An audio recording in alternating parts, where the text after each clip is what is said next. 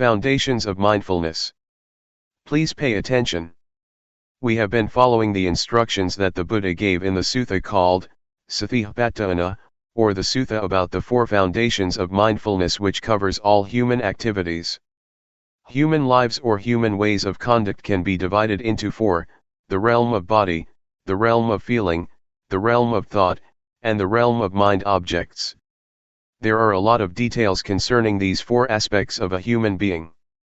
Our bodies have experienced a lot of things, we have felt a lot of feelings, encountered various kinds of thoughts, and faced a lot of mind objects or mental impressions. No matter what happens to the body or to the physical form, with mindfulness we can understand the fundamental truth, or the fundamental nature that underlies the activities of the body. Mindfulness gives us insight into the nature of the body. The underlying nature, the fundamental law, that governs the physical realm is what we call, the 3 common characteristics, impermanence, unsatisfactoriness, and no self. Feelings are also subject to the 3 common characteristics. Every kind of feeling, whether it results from contact with the eyes, with the ears, with the nose, with the tongue, with body, or with mind, is subject to these 3 common characteristics. Ultimately, feelings have no self. We cannot take them to be a self or a person. If we do not understand the reality of feelings, we will be their slave. We will try to struggle for the pleasant feelings, we will try our best to protect whatever can give us pleasant feelings. A lot of people are busy possessing objects that provide them with pleasant feelings, but they will ultimately find that they cannot keep them all the time. They are subject to change, to vanish. The Buddha always stresses that a feeling is not self, it is not the person, it is not the individual, so do not take it to be a person or self. Worldly beings who do not practice cannot understand what the Buddha said, but we will be able to understand if we practice hard enough. During the past few days we have been here, we may not have attained this insight yet, but it is within our capacity to see, to understand, and to have insight into the nature of feelings. We should understand mind or mental formations too. Thoughts, or mental impressions, are very important because if we are not aware of our thoughts they will give rise to anger, hatred, and delusion. They will give rise to pleasure, pain, sorrow, happiness, and a lot of conventions. Law, rules, regulations, and all sorts of things will come into play and your thoughts will proliferate without end. Thus we should learn to understand the thinking process. Can we see thoughts? Can we know the thoughts that arise in our minds? Do we follow the thoughts or do we just know them, just be aware of them? Do we suffer because of thoughts or do they make us happy? Can we see how thoughts are not self? Are we able to see them as void or empty of self? If we understand and see the thoughts that arise in our minds, thoughts are no big deal. We will become their master. But if we do not know the thoughts in our minds, they will control our lives, they will be our masters. To practice mindfulness meditation, we start by cultivating awareness of our bodies. We start at this point and then we become aware of feelings. Once we are confident enough to be aware of body and feelings, we will then go to the next step of being aware of our thoughts. We cannot jump directly to awareness of our thoughts, because we need to be skillful enough or it will cause us trouble.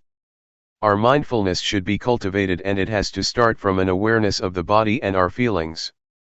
Once our mindfulness is developed enough, we will proceed further to train ourselves to be aware of our minds. We have to know the former step thoroughly first. If we ignore the awareness of the body, and jump to the step of mental awareness, we will become easily lost in our thoughts. To handle our thoughts and mental impressions, We need to know their weak points. It is as thought we are going to handle a snake.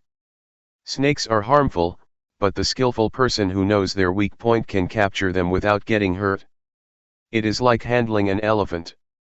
Elephants are very big and strong, much stronger than human beings, but if we know their weak point we can capture and harness them. Whatever strength it has, however powerful it is, it does not matter because we know how to handle it. The same goes for our relationship with our minds and our thoughts. We have to know the weak point of our thoughts, then we will understand and will be able to handle them. We should know what their source is and how they are conditioned. With this knowledge, thoughts will not be harmful anymore. Keep knowing your body and mind. Stay only with the knowing, and do not do other than this. Stay firmly with knowing, and knowingness will bring about a change to your mind. We need not do anything to the mind or even the thoughts, but just pay attention to our awareness, the knowingness. Luangpor Teean compared unintentional thoughts to a rat and mindfulness to a cat. For ordinary people, the rat is very big while mindfulness is very small, the cat is very small. If you want the cat to get rid of the rat, you have to feed the cat properly, so that it will grow bigger and bigger until it can catch the rat. So what is the food for the cat, or mindfulness? We have to feed mindfulness with endurance, with diligence, and with constant effort to cultivate our mindfulness. They will develop our mindfulness, and mindfulness will do its duty on its own, handling, replacing, or removing the thoughts from our minds. We do not need to do anything with the thoughts. Just allow your mindfulness to grow and mindfulness will do its job. So, try to be firm on this principle.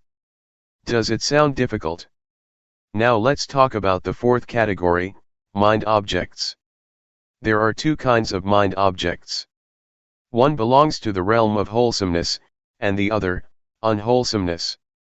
Wholesomeness will enable us to be skillful, to be wise, and to be intelligent. It keeps our minds normal, stable, and unmoved by pleasure or pain. The unwholesomeness mind object, the second kind of mind object, always brings trouble to us. It creates a lot of suffering, and it turns one's mind to hell, to be animal-like, or to be a ghost. So, this is what we should be aware of. If we understand these four aspects of reality, body, feeling, thoughts, and mind objects, we have already covered all aspects of a human being, and our study is completed. So try to be familiar with these four realms of our lives, and learn to cultivate awareness of body and mind, of thought and of mind objects. Once we finish such study, our minds will become the noble life, the life that is harmful neither to ourselves nor to other people. It is called noble. Noble means harmless. Do not become stuck in doubt, in uncertainty. I can assure you that all kinds of sufferings, defilement, and unwholesomeness are born out of our ignorance of the nature of body and mind, and strengthened by it. Once we have attained insight into body, feeling, mind, and mind objects, these four aspects, our lives should be liberated. What I have learned, and have not learned much, I learned about these four aspects of life or reality. And, Luangpor Teean did not teach much, he only taught these. Once I understand these, I no longer need the master. I no longer search for or seek any master. My study has been finished, my search finished, and now I do not need master anymore. Now I have no fear at all. I have confidence in myself because I do not teach for fame, for wealth, for material gain, or for any reward. I just want to help people to understand themselves, and to realize the truth.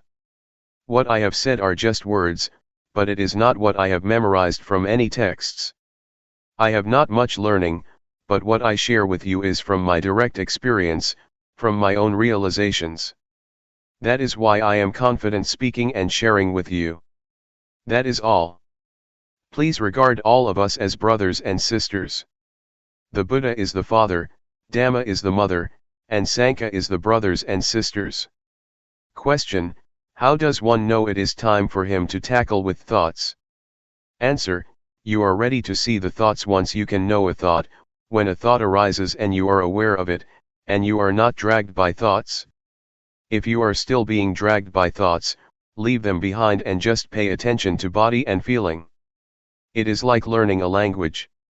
In the beginning, we have to learn from a teacher, and the teacher has to start from A, B, C, D. A, B, C, D, or the language, is still something out there, but once we internalize it, we become one with the language, and we are skillful enough to use the language. The same is true of the practice. We need to practice until we become confident enough that it becomes our habit. When a thought arises, you are immediately aware of it, and can handle it properly.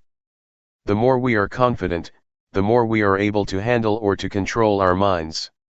Finally, awareness will lead us out of suffering. If we still become lost in our thoughts and are still moved by them, still get happy or suffer because of them, it is not time yet. Anyway, for beginners, the first step of practice is not to keep knowing the thoughts. Please be aware of the body first. Once you are competent enough, it is okay to go ahead to the next step of mental awareness. Question: how do you get rid of drowsiness during the practice?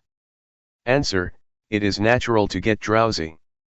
Everybody has to face this problem and overcome it. Otherwise, it will become an obstacle to the progress of meditation. Drowsiness is caused by the laziness of your mind. We should activate it. Try to give our mind a job to do.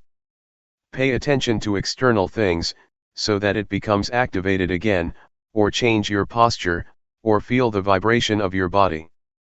When I started the practice, I kept a bucket of water near me. When I felt drowsy, I used the water to wake me up.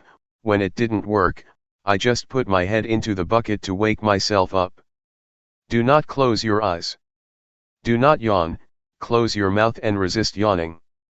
Make your movements stronger, smile, refresh yourself, and feel confident and courageous. Defeat it and subdue it. There are 5 hindrances that obstruct us from making progress in our spiritual activities. The first one is drowsiness, the second is restlessness or agitation, the third is doubt, the fourth is sensual desire, and the last is ill will or hatred.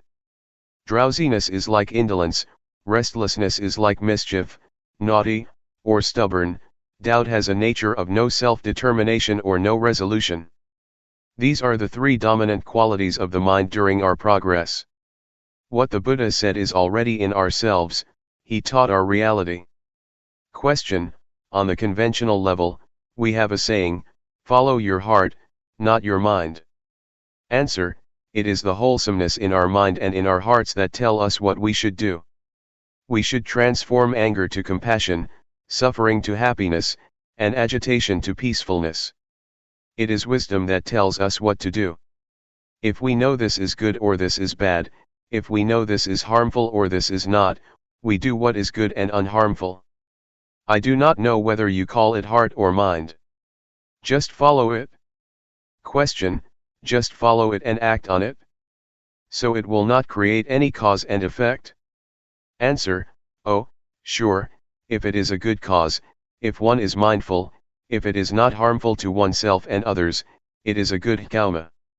If it is harmful to oneself and to others, that is a bad karma, a bad deed.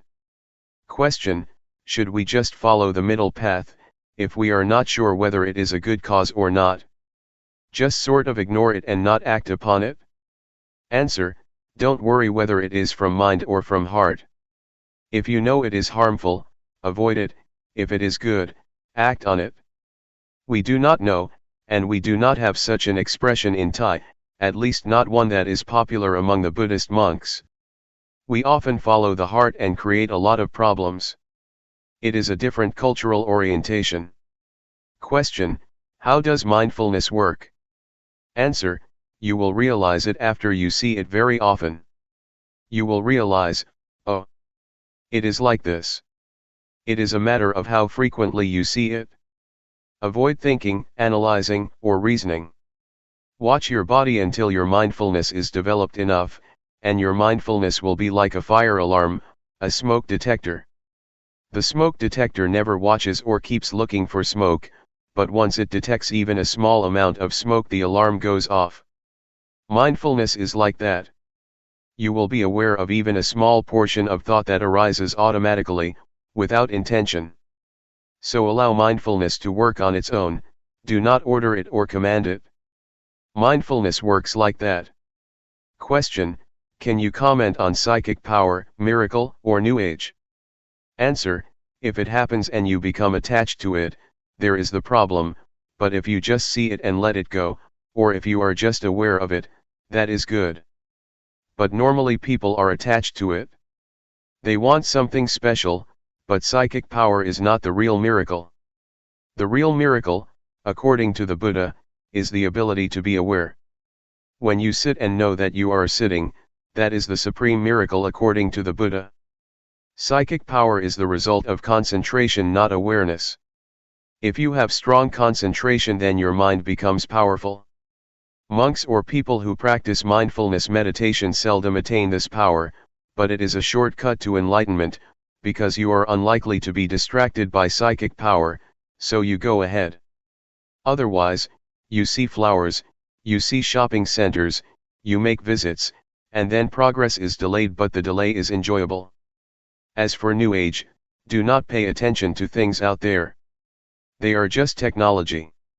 If you enjoy technology, such as computers, it may seem like progress to you and you may enjoy spending whole day with the computer. You are better in terms of power over technology, but you are not any wiser than other people. Technomania, the same mentality for those who are interested in psychic power in Buddhism, leads to suffering. June 13, 1997. Lifetime practice. We have already studied the sacred Buddhist texts, especially the text on the 4 foundations of mindfulness. We practice through our experience, which is in reality the sacred text that is already in ourselves. With our practice, we have investigated into the text which is the experience in ourselves. We have investigated or trained ourselves to be aware of body, feeling, mind, or thoughts, and mind objects, the key points in this sacred Buddhist text. How can we see them? We see these 4 phenomena through mindfulness. With mindfulness, we are able to understand the reality of these 4 aspects. We have to cultivate mindfulness or awareness in order to see these 4 aspects of reality, otherwise, we cannot have understanding. We cannot know body, feeling, thoughts, and mind objects with intellect, nor through reasoning or analytical mind. The only way is to realize, to experience ourselves, then the realization will arise. We have explored the realms of the body, feelings, mind, and mind objects. In fact, there are many details in the realms of body, feeling, thoughts, and mind objects. The more we practice, the more we experience the reality of these 4 realms, the more we are familiar with the sacred Buddhist text. Keep trying. Keep practicing, so that you will be familiar with awareness, and gain an understanding of the nature of body and mind, of the condition of body, and of the activities of body and mind. You will achieve insight into body and mind, and will have a thorough understanding of body and mind. If you reach that point, you will have already finished the study of this text, this sutra, and you will be able to handle feelings properly. Feelings are everywhere, but I would like you to be stable like stones. Stones are here, stones are there, stones are everywhere, in Thailand, and in America. Stones are the symbol of stability, of constancy, of normality. So, if you handle feelings properly, and know not to be moved by whatever feeling it may be, or whatever feeling you may experience, your mind will be normal and constant, not getting high or low because of feelings, pleasant or unpleasant. If we do not know the nature of feelings clearly, we are going to be their servants. We will run after feelings, struggles for pleasant feelings and run away from unpleasant ones. Feelings, especially pleasant feelings, can lead to war. They bring a lot of consequences. Our lives will be dependent on pursuing pleasant feelings. That is why suffering arises. So, please understand feelings properly. Everyone has body and mind, and we have to stay with body and mind. We also all share the same feelings and mental impressions. They are present in all of us. If we understand body, mind, feelings, mental impressions, and mind objects, we will understand each other, we will realize that everybody is one, the same. So this sacred text can be applied universally.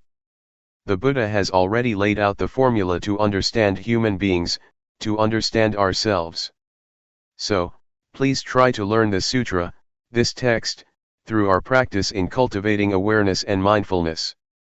If we know this reality thoroughly, completely, our search for the meaning of life is complete. We have already graduated, there will be no need to study anymore. We get high or low, depressed or happy, feel pleasure or pain. We are up and down because of feelings or emotions, because we take them to be substantial, to be a person. We make them personal because we do not understand the real nature of these mental impressions. Somebody may feel, during the practice, that they are tired. But if you understand mental impressions clearly, you would rather say, tiredness is present in me, not, I am tired. We do not take tiredness to be ourselves or to be a person. So please develop an observer in your mind, within yourself. Just see the feeling, acknowledge it, notice it, don't identify with it, and you will learn how to be free of it. So, keep looking into yourself, keep observing, keep seeing, and you will be free, will see, will understand its real nature. If you see it frequently, the truth of body and mind will reveal itself for us to see. Actually, the truth reveals itself at every moment, but since we do not know how to see it, we miss it. There are a lot of consequences of not understanding the truth of body and mind. Defilement, anger, hatred, delusion, selfishness, and suffering, are all results of our inability to see body and mind properly. So, it is very important to learn seeing body and mind, to be aware of body and mind. Thought, or the thinking process, influences our speech and our conduct. Thus produces a lot of consequences and affect people in various ways, from one person to another, forming chain reactions. So, simply put, thoughts can produce a lot of consequences. But if we see the thoughts and understand their nature, they will not have as much influence or consequences. Unintentional thoughts cannot last if you see them, if you are aware of them they are not substantial. Once we are aware of them, they just fade away, so do not think they are substantial. Just be aware of them. They cannot produce consequences. A thought has no end, it is always concocting reality. If we do not know the way of the thought it will start another one and another, without end. There is a story of a dog in a monastery. Sitting under the staircase, the dog saw a monk returning from the alms round with food. It thought the monk very lucky because he could get food easily. After finishing his breakfast, the monk gave the leftovers to the dog. The dog had the idea that being a dog is even better, it can have food easily without having to go through the village. But after a while, a monastery boy beat the dog and the dog changed its mind, I would like to be the boy because he can beat the dog, he is superior to the dog. After the boy went to sleep, a fly buzzed over him, and the boy made a fuss trying to get rid of the fly without success. So, the dog thought being a fly would be better because he could disturb the boy, and the boy would not be able to get rid of it. A while later, though, the fly flew to the dog's mouth, so the dog just stretched his tongue out and caught the fly. He finally realized that to be a dog is better because he could overcome the fly. This is the concocting mind, the power of compounded thinking without end. We change our minds all the time. In a thought itself, there is truth, the truth of the thought, the cause of suffering as well as the cause of happiness, the truth of the way, the suffering and the way out of suffering, the truth of attachment and the truth of detachment. Thought is not a self, it is subject to condition. You have to understand that thoughts are created by conditional factors. They cannot exist alone. So we have to understand the conditions that produce the thoughts. All kinds of truths about suffering and the cessation of suffering can be learned, can be known within the truth itself. Truth is not a self. It is a condition. You have to understand. The Buddha said to Sariputta, that things and existence are produced by causes. They are governed by the law of causality. If you want to extinguish this, you have to get rid of that, because that is the cause of this. This is the law of causality, the law of dependent origination. So, if thoughts are subject to this law, they have causes and sources. If we want to get rid of an undesirable thought, we need not suppress it or eliminate it, but we should trace it back to where it came from, and then deal with it. Buddha achieved victory because he knew how to deal with the cause of suffering. So, to understand the underlying cause of thoughts, we need to develop awareness. Our awareness should be totally developed, full awareness. The way that the Buddha mentioned in many sermons, including the first sermon, was formalized and laid out in the text of the Four Foundations of Mindfulness. The way that he mentioned is important. If you follow that way, you will learn how to realize the truth properly. The nature of all existence is subject to impermanence, unsatisfactoriness, and no self. If you do not understand this, you will get high in pleasant feelings, and get low in unpleasant feelings.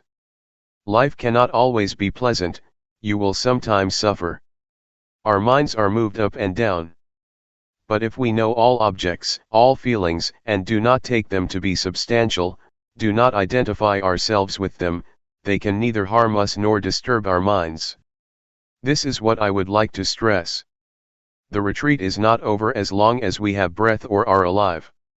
We need to practice as long as body and mind exist with us. As long as we still have feelings and emotions, we need to continue our practice.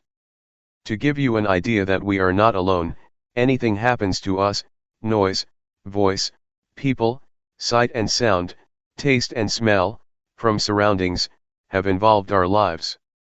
We have to learn to deal with all sorts of things properly, so that we will not suffer. June 14, 1997. Buddhist meditation in a nutshell.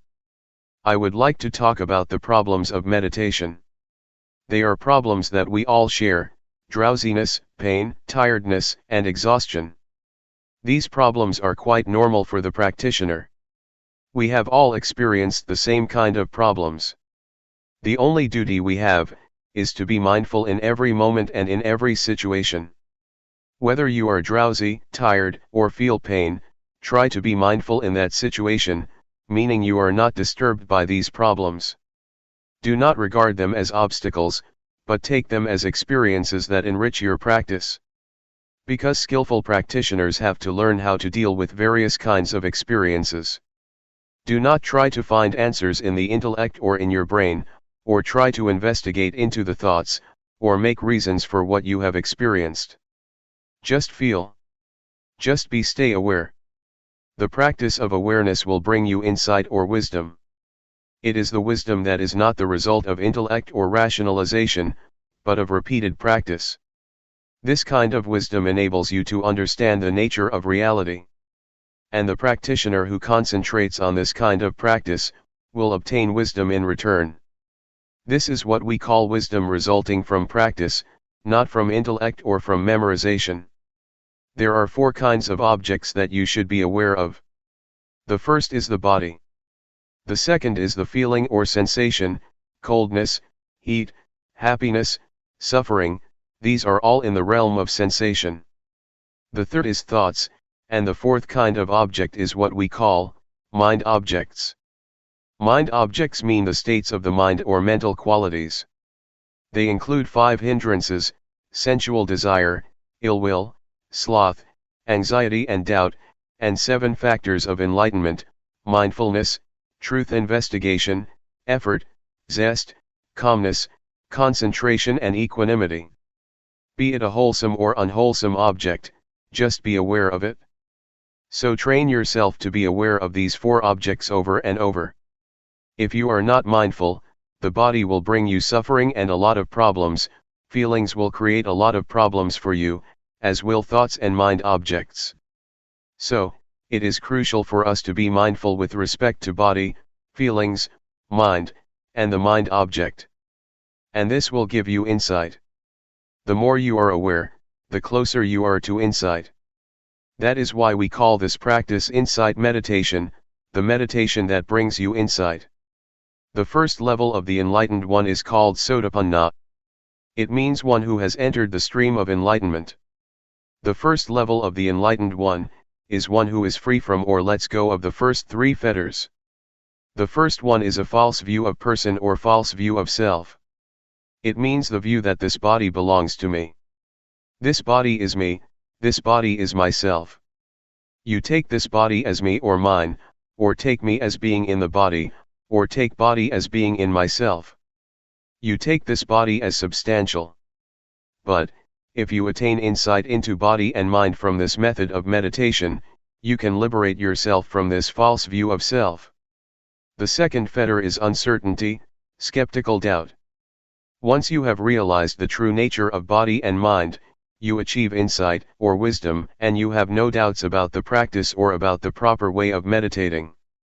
The third fetter is attachment to form, to rituals, to legalities, or to the rules. This practice is good, is correct, that practice is not good, not correct. This rule is okay, that rule is not okay. This etiquette is good, that etiquette is bad. These are what we call attachment to the rules and rituals. If we see the true nature of all things clearly and achieve insight of the true nature of all things, we will be able to go beyond this concept of right or wrong.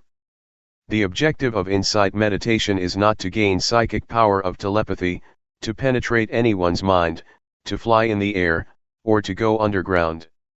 Those are not the objects of meditation. The objective of Buddhist meditation is to have total awareness of body, of feelings, of mind, and of mind objects. Such awareness will give rise to insight. The first step of insight is the insight into body and mind. With this insight you know without doubt what body is, what mind is, what the nature of body is, what the nature of mind is, what the disease of body is, what the disease of mind is, what causes suffering to the body, what causes suffering to the mind. This is the insight into body and mind. And once you achieve this insight, your practice will go on to the next step of the practice, learning to be aware of thoughts. In the beginning, as I suggested a few days ago, you should just be aware of your body. Do not mind your thoughts. Just leave whatever thoughts arise behind. But once you get insight into body and mind, you have to practice the second stage of being aware of your thoughts. Yet, to be aware of your thoughts does not mean that you have to investigate them. Just see them, register them, and then turn your attention to the practice of body movement. Do not bargain or negotiate with your thoughts, not try to find the motive or reason behind them, do not ask yourself why you have such thoughts, why your thoughts are unwholesome. Not at all. Just be aware of them and come back to the practice. From this second step of practice, another kind of insight will take place. With this insight, you can go straight. The truth will reveal itself and you will see things clearly without using analytical thinking. You just see it and understand it. So, it is as if you go straight without interruption. Once you achieve a certain kind of insight, you will be able to look back and see what you have already passed. I would compare it with my walk here from the pond. I just go straight from the pond to this hall, and when I turn back I can clearly see everything that I have passed. This is the state of the mind that gets you insight. Is it difficult to understand? This practice, which develops mindfulness, is the practice that includes all kinds of training. In Buddhism we have three kinds of training. We call it threefold training: training in higher morality, training in higher concentration, training in higher wisdom. With this practice you will go through the threefold training because with mindfulness you observe morality, mindfulness also gives rise to concentration, and later wisdom arises from the practice. Once you achieve the insight that I mentioned, you will have no doubts about evil or goodness, and you will have no doubt about religion, what Buddhism is. You will have no doubts because it is clear to you, and there is no need to ask yourself what you have achieved. It is as if you take breakfast or lunch. Once you are full, you know you are full. You do not need more food. It is a realization nobody needs to confirm for you. You can confirm it for yourself. It is all right or good for you to experience drowsiness, frustration, and anxiety, because they help you learn. They come for you to see them, and the more you see them the more you will understand, just as the more often I see you the more I know you. I cannot mistake anybody for you. Once these mental qualities appear to you, do not be lost in them. Try to see them, do not identify with them, but see them, observe them. And the more you see them, the less likely they are to disturb you. They will gradually fade away. July 8, 1997. Insight Meditation. It's time to give a talk to complement your practice. We are practicing meditation to develop mindfulness, according to the system that the Buddha developed. This system of practice was not invented by Luangpor Teean or by anybody else, but was developed thousands of years ago by the Buddha. It is called insight meditation or Vipassana meditation. It is different from the calmness meditation, that was developed even before the time of the Buddha. The primary aim is to develop insight through mindfulness. The mindfulness that we experience or have already developed, is the same mindfulness that the Buddha experienced. And the body that we are going to be aware of, is not different from the one that the Buddha used as an object of meditation. The feelings or the sensations that we need to be aware of are also the same that the Buddha meditated on. And all the hindrances that we encounter, be it anxiety, uncertainty, indolence, anger or sensual desire, are also the same that the Buddha faced and overcame. So, what we do is not far from what the Buddha did or experienced. There are two objects that we have to be aware of, body and mind. That which moves is body. The hand's movement is the body's movement. That which receives sense impressions or that which think is the mind. The primary objective is to enable us to be aware of the body in the beginning. This practice enables us to be aware of every moment, every movement we make, either in our daily lives or in the formal practice as we are doing now. Sometimes we take this body as mine. We take our thoughts to be my thoughts, to be myself, or to belong to myself. These are misperceptions, or false views. We should take the body as body, mind as the mind, and nothing beyond that. The body follows the laws of nature. It has its own nature. The body is also subject to change. It has feelings. Do not take feelings or physical sensations as self or as substantial. They are just the condition of the body, just the feeling of the body. The same applies to the mind. There are many kinds of mental states: anger, drowsiness, anxiety, happiness, suffering, etc. These are not the real nature of the mind. They are just the activities of the mind or the conditions of the mind. The nature of the mind itself is peaceful and radiant. Again, do not take the negative emotions as the nature of mind. They are just the conditions of the mind. Please differentiate between these two aspects, nature and conditions or activities. If you have this understanding, the understanding of the nature and conditions of body and mind, you have already achieved insight into the reality of body and mind. When we develop mindfulness, it enables us to see and to be aware of body as body, feeling as feeling, mind as mind, and do not take them to be selves, to be ourselves, to be me, or to be mine. When anger, anxiety, or suffering arises, please see them as they really are. Recognize that suffering is present in me, but I am not suffering. Anger is present in me, but I am not angry. Drowsiness arises in me, but I am not drowsy. Try to see or to be aware like this. Do not take any emotion as yourself or belonging to you. Just take it or see it as it is. That is the proper attitude to have. When you practice mindfulness to a certain point, you will have this insight into body and mind, and the truth of body and mind will reveal itself. What is the nature of body? What is the nature of mind? What is the suffering of body? What is the suffering of mind? What is the cause of physical suffering? What is the cause of mental suffering? These are the truths that will reveal themselves when you attain a certain level of insight, and these will reduce your suffering. You have to look. You have to be aware. Then, insight will occur. If you are lost in thoughts or emotions, you cannot see, cannot understand the nature of mind. If you take this body as self or as belonging to you, you will not be able to understand the real nature of your body. So please keep knowing, and being aware of whatever happens to your mind and body. Do not identify yourself with thoughts, feelings, or emotions. Just see them. When you are aware, you will realize that the mind is impermanent, it is subject to suffering, and it is not self. The same goes for the body. The body is impermanent, it is subject to suffering, and it is not self.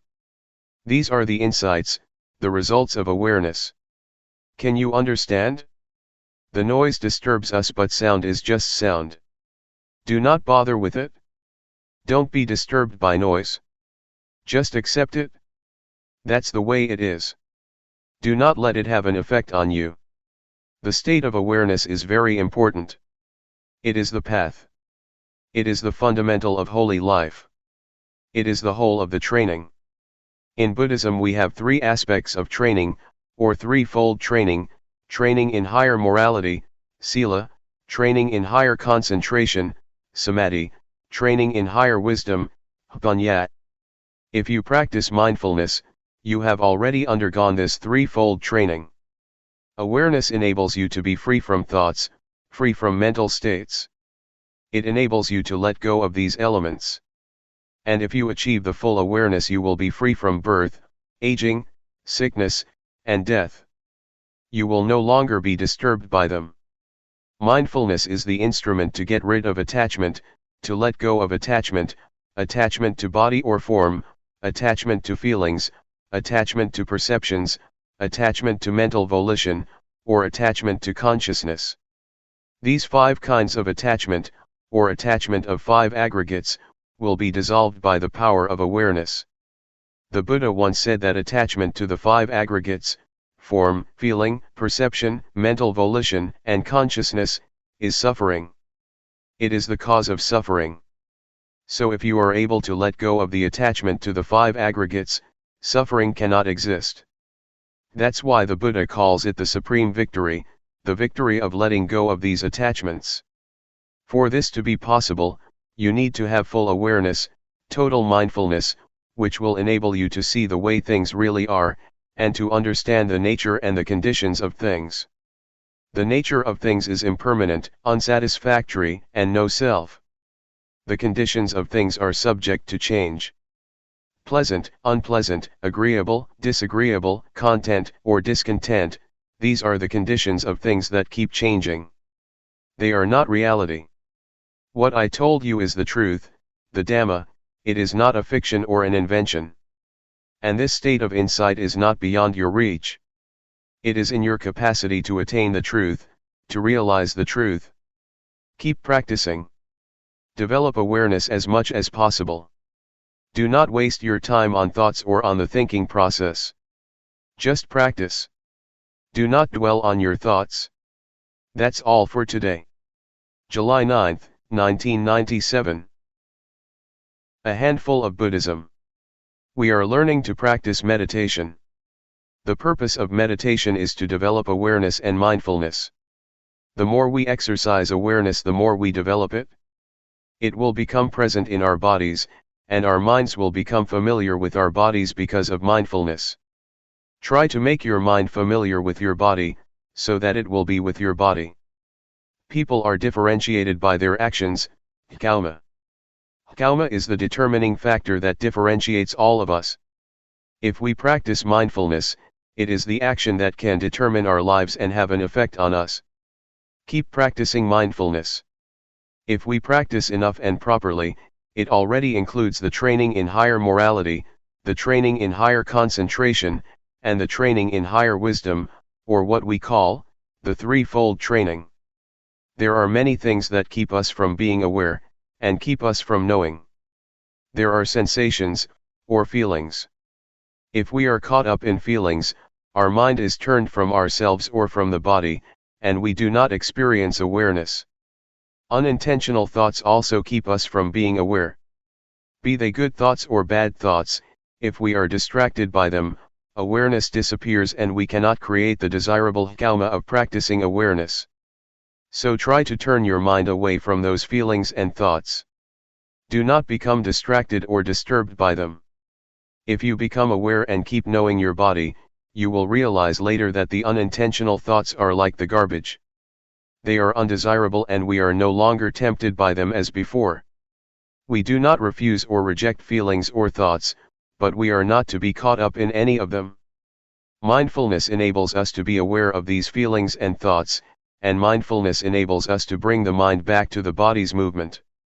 We keep knowing, keep being aware, and keep returning our attention to our bodies, rather than being lost in our feelings, emotions, or thoughts. These will give rise to insight. We will see clearly that the unintentional thoughts are garbage that cannot trick us anymore.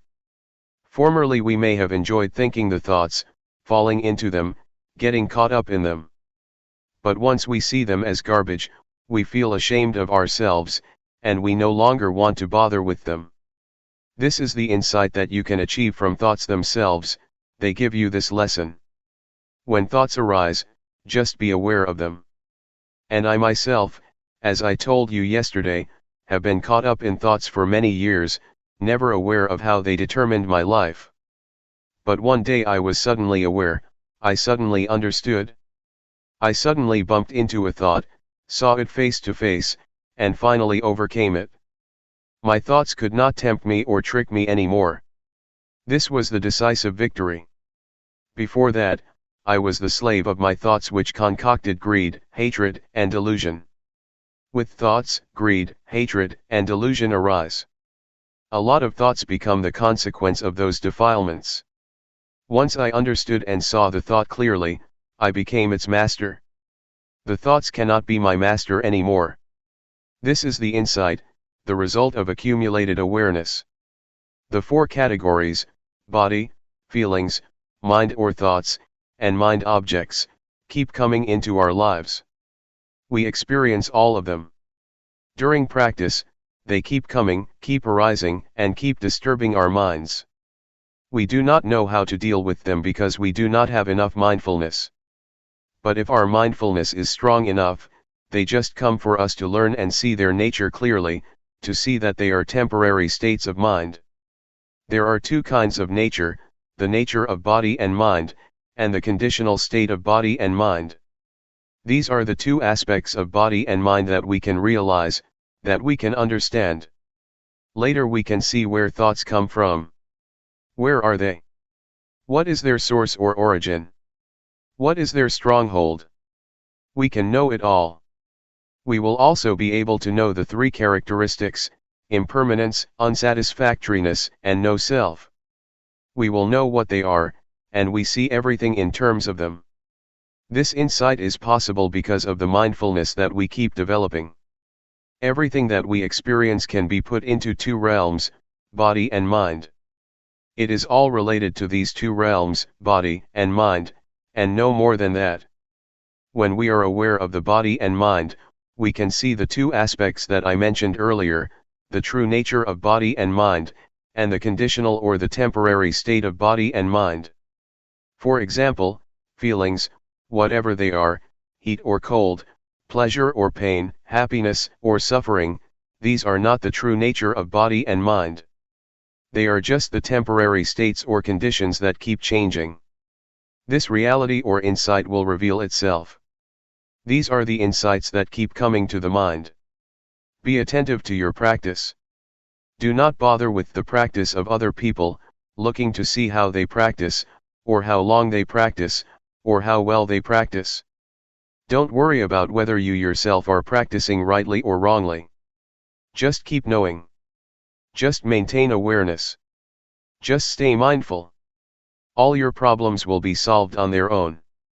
After you have progressed to a certain extent, you will find that many problems just disappear on their own, like drowsiness or scattered thoughts, etc. Mindfulness is the only fundamental of the practice. Just stay firm with mindfulness or awareness. There is no more than that.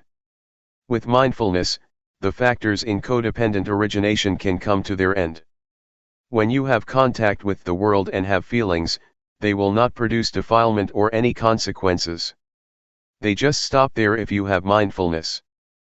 But if you do not have mindfulness, they will produce other factors. So just let the progress of codependent origination stop at the stage of feeling, and there will be nothing more. Once insight into body and mind arises, delusions appear, and the truth will reveal itself. After you have insight into body and mind, another insight will result, the understanding of conventional reality and the ultimate truth. With that, greed, hatred and delusion are reduced. You achieve insight into the three common characteristics of impermanence, unsatisfactoriness, and no self.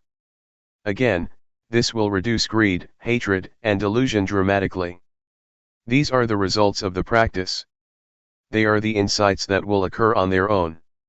That's why I always say that the practice of mindfulness is the perfect formula of meditation.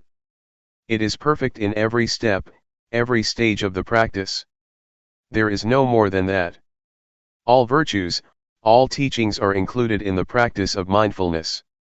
Be it training in higher morality, training in higher concentration, training in higher wisdom, compassion, loving kindness, generosity, endurance, etc. These are all virtues that you have already practiced through mindfulness meditation. In fact, the key teachings or the key virtues, according to Buddhism, are just a few, just a handful. July 11, 1997. Letting go.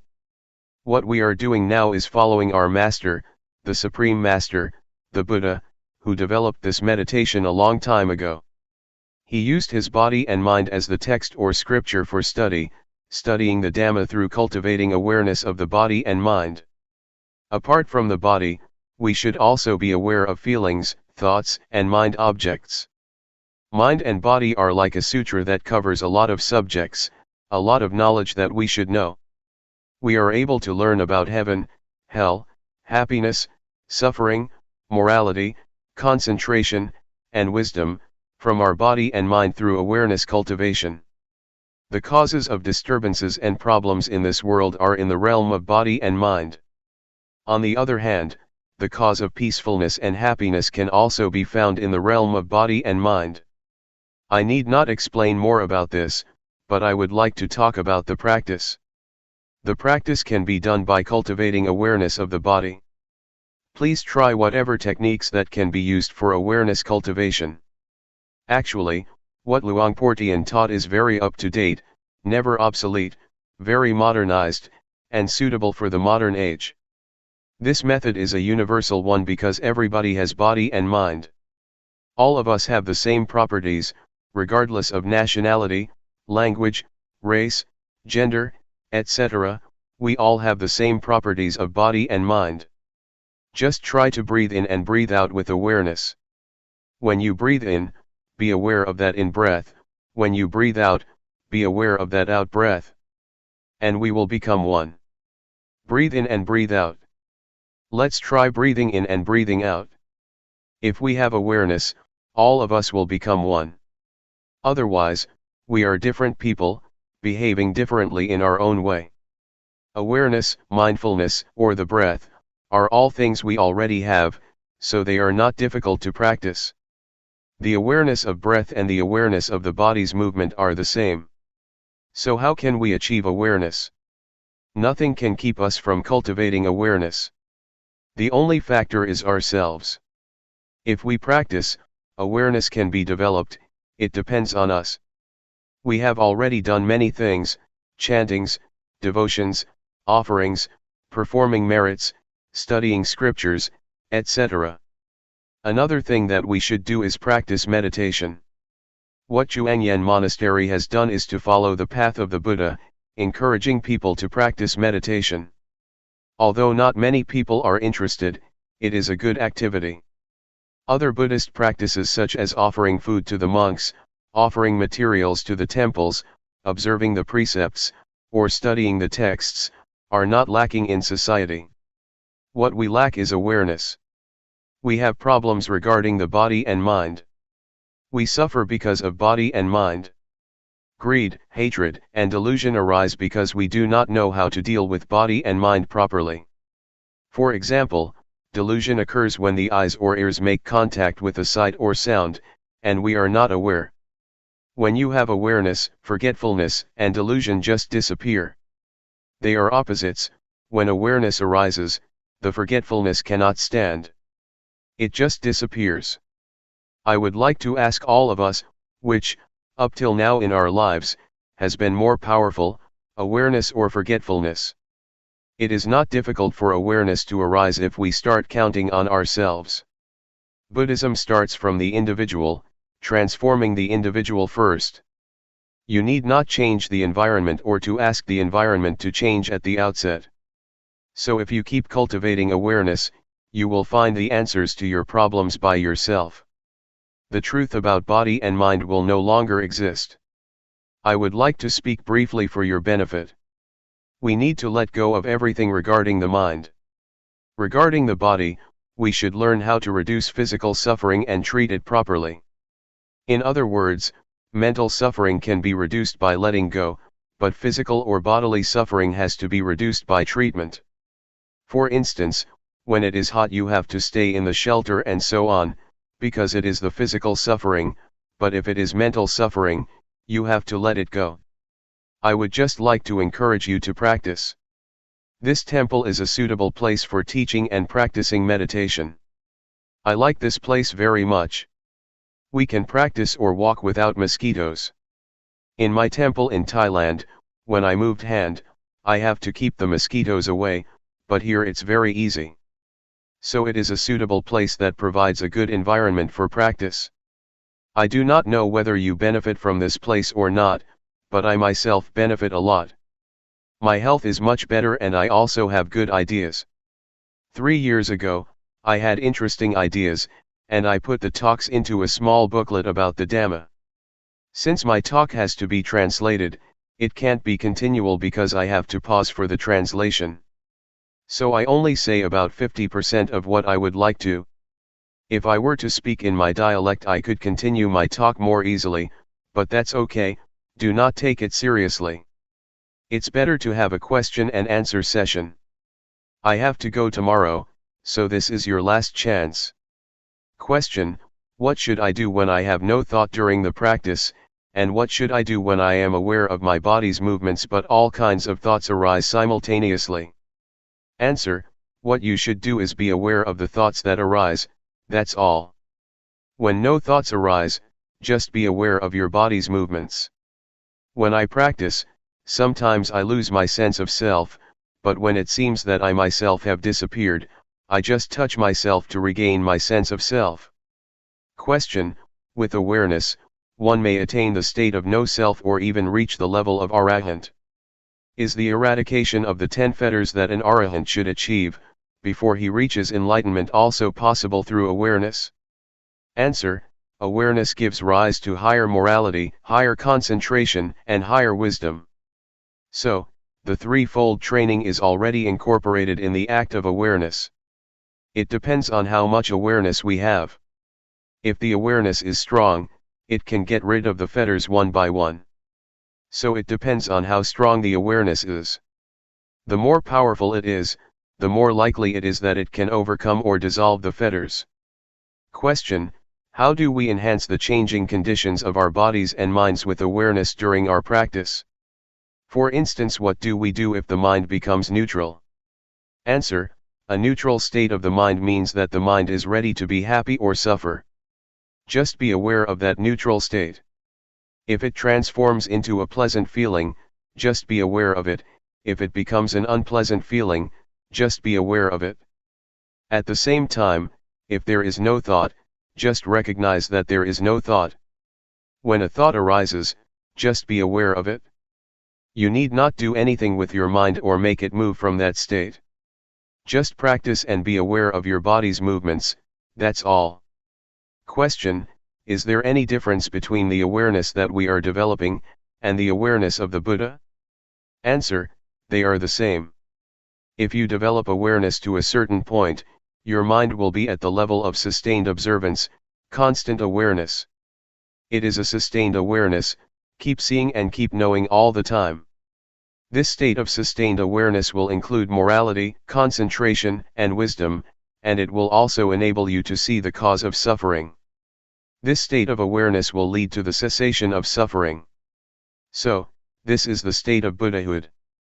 The awareness of the Buddha is the awareness that enabled him to see the Four Noble Truths: suffering, the cause of suffering, the cessation of suffering, and the path to the cessation of suffering.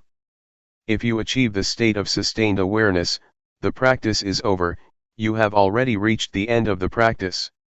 I would like to encourage you to practice and train yourself to deal with mind and body properly. For example, when anger arises in your mind, just know it. Just be aware of it. Do not become lost in it or identify with it. The same applies to sufferings and even happiness. Just see it, be aware of it, do not get caught up in it. This will enable you to transcend the world. You will still live in the world and interact with people, but you will be above the influence of the world. Question: is it alright to use wisdom to penetrate greed that comes on very strong and repeatedly, instead of just being aware of it as Luangpor suggested? Answer: it is alright for you to penetrate it like that. In fact, awareness itself can be transformed into an act of penetration. If you penetrate, you can see how impermanent, unsatisfactory, and selfless greed is. Yes, it is alright. Greed is the desire to have more. If you work and get $7 an hour, you want more, $10 or $15. That is greed. If you work and get money in return, say $7, and just concentrate on the work you do, that is not greed. Greed is a desire that arises in the mind, not the act of working to earn your living. July 12, 1997.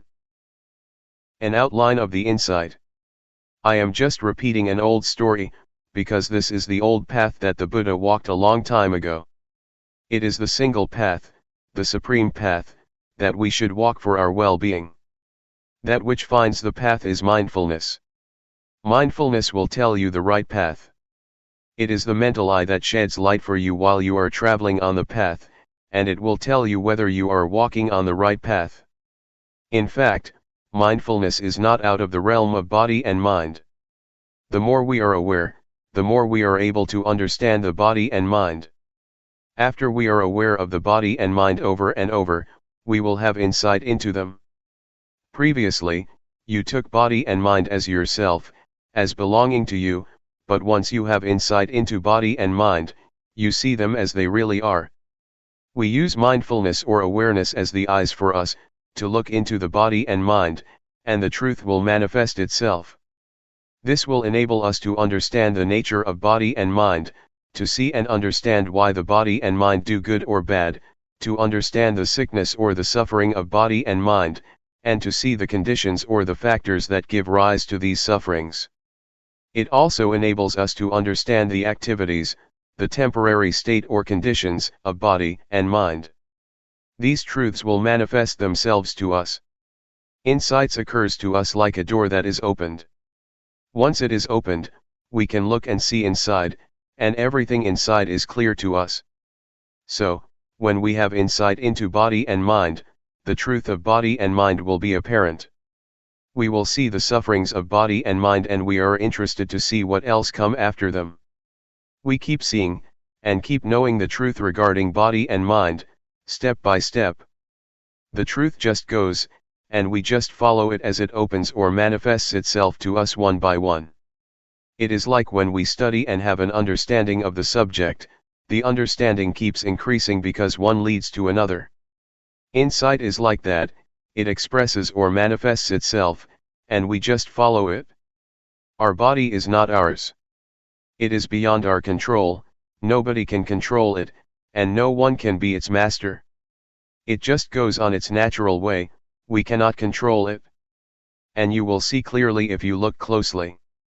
You will be aware that feelings and sensations are constantly arising. There are feelings and sensations at every moment. Please do not think that feelings just happen when you feel tired or exhausted. They occur all the time and happen every moment. They arise and cease, continually. The continuity of sensation is like a flow. In fact, we have already suffered enough from this continuity. Moreover, we still bring other sufferings into our minds. We suffer when we are subject to old age, sickness, or death, when we experience the undesirable, when we depart from the desirable or beloved ones, or when we cannot fulfill our wishes or cannot reach our expectation. These are all conditions of life that we grasp because of our ignorance, which gives rise to more suffering. But once we know the truth, the reality, these phenomena cannot affect us. Once we know, we just let go. The knowledge which results from meditation is not just knowledge because it also transforms our lives. When we look into it, we realize the truth that is inherent in body and mind. And it just manifests itself. When the truth of body and mind is realized, our minds are transformed and our perceptions changed. When you see suffering, it manifests its reality, its nature. So, once we are aware of it, suffering is transformed into happiness, and ignorance is transformed into wisdom. Furthermore, we will understand the truth of goodness and religion. What is religion? What is the teaching? What is the truth? These are the insights we will have at this stage of practice. The insight that I mentioned is the first stage of insight, called insight into body and mind, or reality regarding body and mind. We will know once we have such insight. Luangpor Teean suggests that after we achieve such insight, we go a step further. In this step, we speed up our practice, moving our hand more quickly or walking faster. At this time, since we already have mindfulness, we don't need to create it. It is already in us. This time you use mindfulness to look into your body, your mind, your thoughts, and your emotions. This is what we call the stage of mental practice, that is, we emphasize looking at our thoughts. And this state of mental observation is the state that keeps our mind calm, because once we see the thoughts we are not shaken, disturbed, or annoyed by them. We just stay in the state of purity, or pure mind, because our minds are constant and not disturbed by any thoughts. We call this stage, since the mind is normal, the state of sila, morality, the perfection of sila, because sila in Pali means constant, or normal. Since our mind is not disturbed, shaken, or moved by any thoughts, it is called concentration. And since the insight enables us to see what is right and what is wrong, this is wisdom. At this stage we have achieved the threefold training. And this threefold training can eradicate defilement. If the mind is calm, it is like still water. It's good. If the mind is shaken or disturbed by thoughts, it's comparable to rippling water. Calmness and irritation are both states of mind. The water is not the waves are not the water. A wave is just the condition or a temporary state of the water, not its real nature. The same applies to mind. Anger is not mind. It's just a condition of mind, a temporary state. Some people mistake anger as mind or take anger as self. Once anger arises, these people become lost in their thoughts, saying to themselves, if I can express my anger, I would not regret it even if I have to die. They become lost in the anger, taking it to be self. During your practice, you may experience drowsiness or sometimes have no thoughts at all. These are just temporary states of mind that arise and then disappear, passing through our minds and then fading away. If we stay aware and keep looking, keep being aware of our thoughts, we will see that these are just temporary states of mind, and we will be able to differentiate between objects and their temporary states. When we hear the noise of a drum, or the noise of a machine, these are objects. But when they disturb our minds, such disturbance is a temporary state of mind or mental condition. So just keep practicing awareness, and it will enable you to see the nature of objects, and the reality of the temporary states of things, of objects, of body and mind.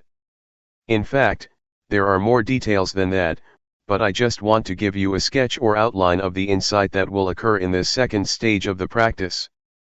Those who achieve this stage may experience joy, bliss, or rapture, since one is single-minded. I just want you to understand this stage so you won't be careless. One monk, after being absorbed in the bliss of this stage, thought that he would not be attacked by the snakes in the forest. So he just walked to his cottage in the forest at night without using torchlight, because he believed that the cobras numerous in his temple would not bite him. He was wrong. Do not be lost in that pleasant feeling or quality. In this second stage of insight, as I told you, you will be able to see and understand conventional reality or conventional truth, objects, and the temporary state of objects. The objects that I mentioned are both internal and external. The internal objects are the eyes, ears, tongue, nose, body, and mind. The external objects are signs or forms, noise or sound, taste, odor, touch, and mind objects. You will understand that whatever happens to these objects are just their temporary states, not their real nature. So, once you know that, you will have an understanding of reality. Whatever happens to you, insight, or the truth, will tell you what to do.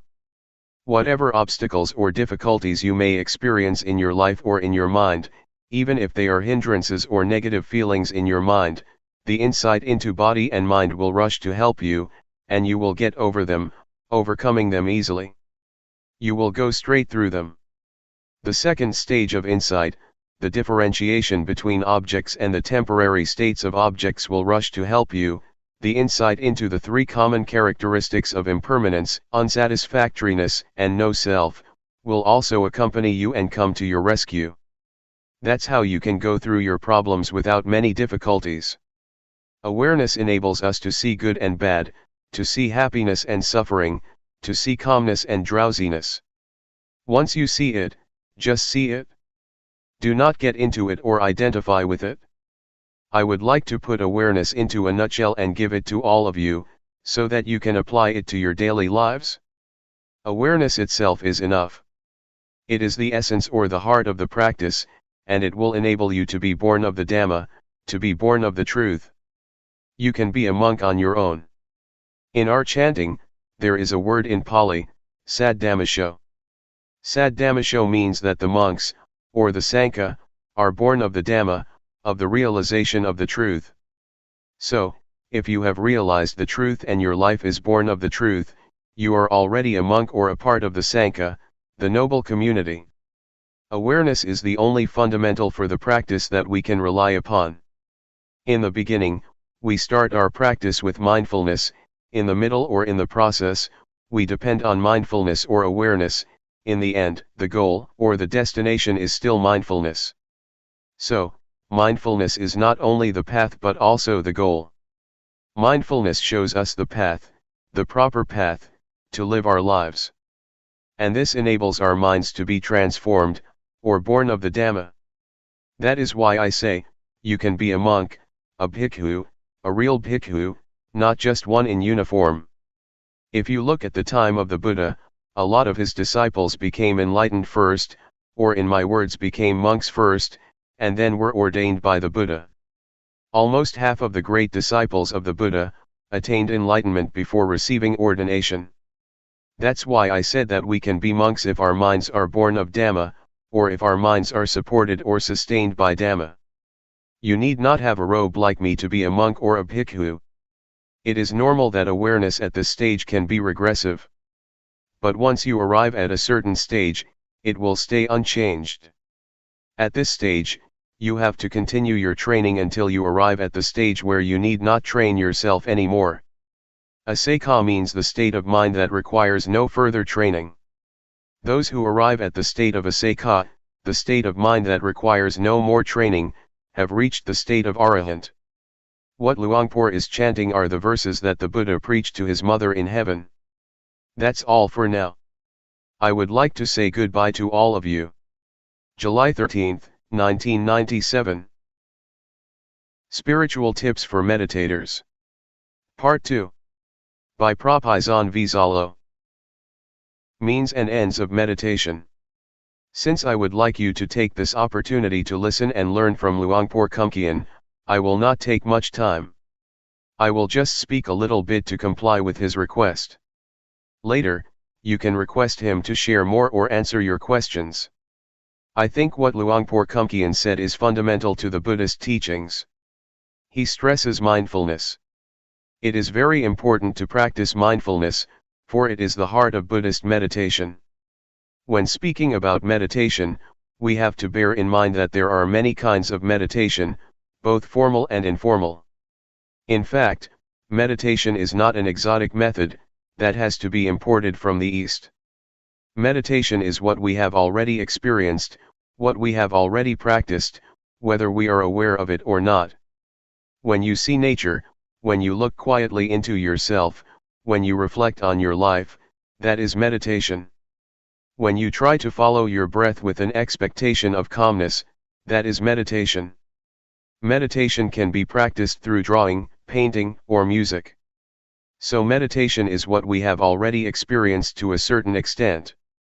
But, to make our meditation beneficial, fruitful, and worthy of our attempts and the time we spend, the shortest way, according to Buddhism, is to cultivate mindfulness. That is, meditation with awareness. Awareness is the means and end of meditation, and nothing else. For some people, meditation is the way to calmness, but for the Buddha, calmness should only be the byproduct of meditation. It is the reward that we gain from our practice. Yet, we also want to have total self-awareness. Self-awareness, or knowing oneself, is very important, as Luangpor mentioned earlier. According to the Buddha, to know oneself is to liberate our minds from suffering. We are overcome by grief or sorrow and suffer because we are not aware of ourselves. If we become aware, we can see clearly that we are carried away by greed, by anger, by anxiety. Once we become aware of ourselves, mindfulness is established.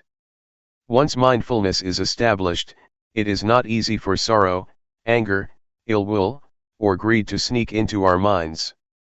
Guarding our minds with mindfulness is the secret of removing suffering. Normally, we are not aware of this truth, but if you reflect on yourself, you will realize that the best way to clear your mind from suffering is to make your mind neutral, to maintain your mind in the middle. If we let our minds be subject to feelings of being pleased or displeased, like or dislike, rejection or attachment, our minds will never experience calmness or clarity. With mindfulness, calmness and clarity are possible. So with the formal practice of the Buddha, we can learn how to cultivate mindfulness, enabling us to be free from being all sorts of fire. The Buddha speaks about fire. There are three kinds of fire that burn us at every moment, every day, every hour, every minute: the fire of greed, the fire of hatred, and the fire of ignorance. The fire of greed or the fire of desire, be it sensual desire or desire for becoming, always burns our mind and that make us feel as thought we are lacking. It is quite strange that the sense of lacking is prevalent in Western societies.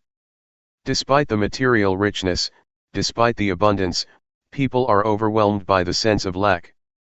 They may have a lot of things in their houses, they may have a lot of money in their bank accounts, they may have success in their careers, but people still feel that they lack something. That is why they try to gain more and more, consciously or unconsciously. Mindfulness is very effective at stimulating the knowing element in our minds, the conscious element in our minds. It not only helps us to be awake but also brings calmness, which leads to clarity. And once our minds become clear, insight into the nature of mind is possible. That is why mindfulness is very important. June 8, 1997. The Art of Meditation. You may have noticed the relationship between body and mind during your practice. They affect each other and we should make the best of them for our practice. You may have observed that when you are upset or mentally tense, your breath may become shallow or you may have chest or leg pain. If you understand this relationship, you can learn how to relax your mind by controlling certain parts of your body. For example, breathing deeply can help you relax. If you want to gain or to attain a desirable of mind, you cannot force the mind directly, but you can condition it by making your body more conducive to the state of mind. The mind is uncontrollable, but it can be conditioned indirectly, by either the body or external surroundings. For example, if you are in this room, you may feel drowsy, but if you go outside, you are refreshed because of the open air, the open space. The drowsiness disappears. That is the relationship between external surroundings and the mind. Use this knowledge of the relationship to the benefit of your mind. If you sit upright during sitting meditation, for example, it is easier for the mind to collect, to concentrate, and to be calm, but if you lean against a wall, you may be sleepy. If you feel very tense, lying down will be helpful, but if you feel normal, lying down will make you sleepy. This is the relationship between body and mind. Please learn how to take advantage of this relationship to improve your practice. During walking meditation, for example, if you feel distracted or your mind becomes busy and wanders without end, walking more slowly can slow your mind. Your mind will be less distracted. The speed of your walk can affect your mind. If you feel tense because of your inward attitude, your mind turns to look inward, stopping the thinking process. In this case, walking faster can help to release the tension. The position of your head also affects your mind. As I told you a few days ago, if you lower your head too much, tension tends to arise because your mind is turning inward. But, if you walk and have an indefinite gaze outward, your mind wanders easily and can be easily distracted. So, positioning your head appropriately will moderate your mind. You have to find the speed that is appropriate for you, not too fast, not too slow. This is an art. Meditation becomes an art because you have to find the balance on your own. If you walk too slowly, your mind becomes tense because it looks inward and concentrate too much on the body and on the thinking process, so you have to speed up. There are two extremes.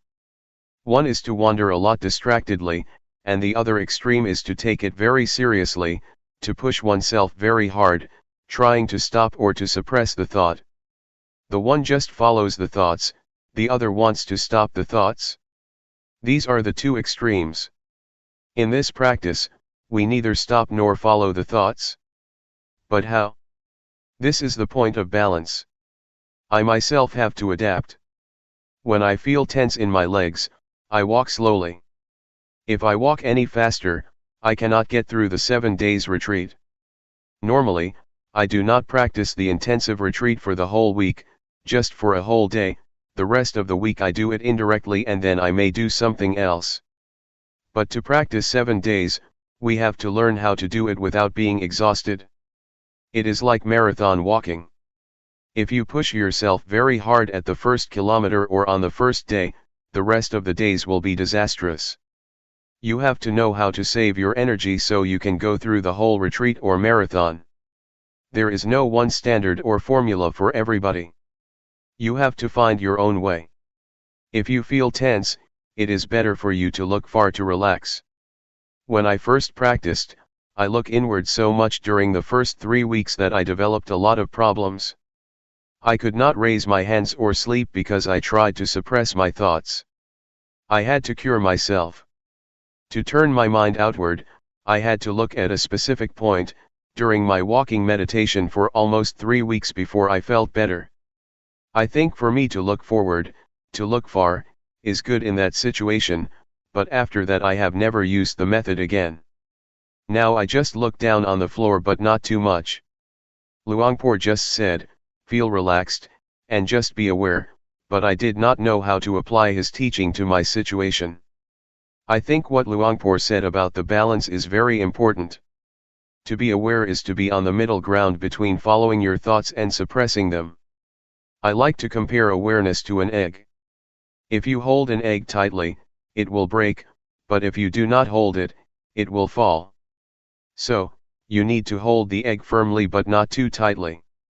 For awareness to be possible, you have to handle gently, as if you are holding an egg.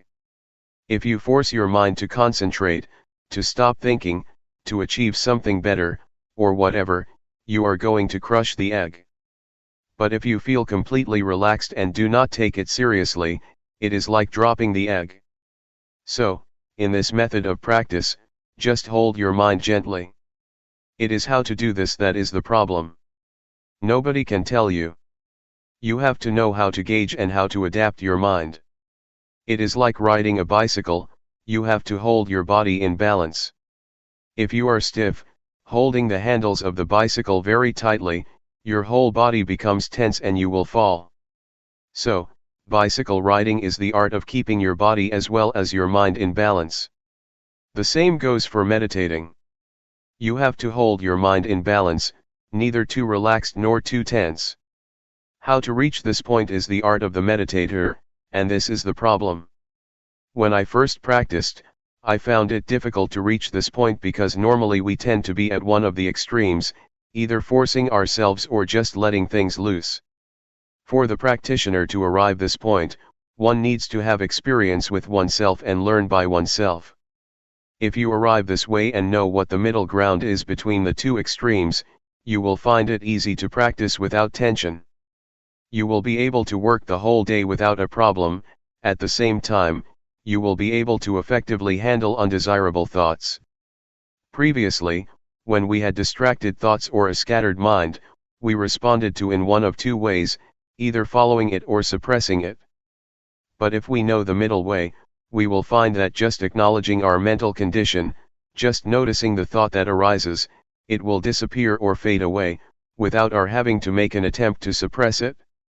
In order to reach this point, our attitude is very important. If we want to achieve calmness, to develop mindfulness, or to gain something, we tend to suppress our thoughts.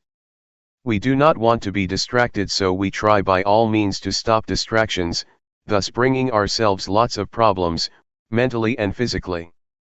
So, just take it easy. Attitude is very important.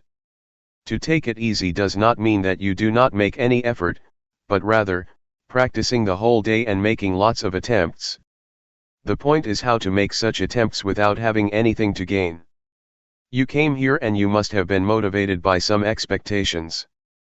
But once you start working, once you start raising your hands, you have to ignore whatever brings you here. If you want something during your practice, that means your mind is in the future, not in the present. To practice here is to make our minds present here and now. Mindfulness is the presence of mind. To live your life mindfully means you have to make your mind present in everything you do. When you are watching, your mind is there. When you are walking, your mind is there. When you are taking a bath, your mind is there. That is mindfulness, or the presence of mind. You may wonder how to practice mindfulness while asleep. It depends on how you cultivate mindfulness when you are awake. If you are mindful most of the day, it will take care of itself during your sleep.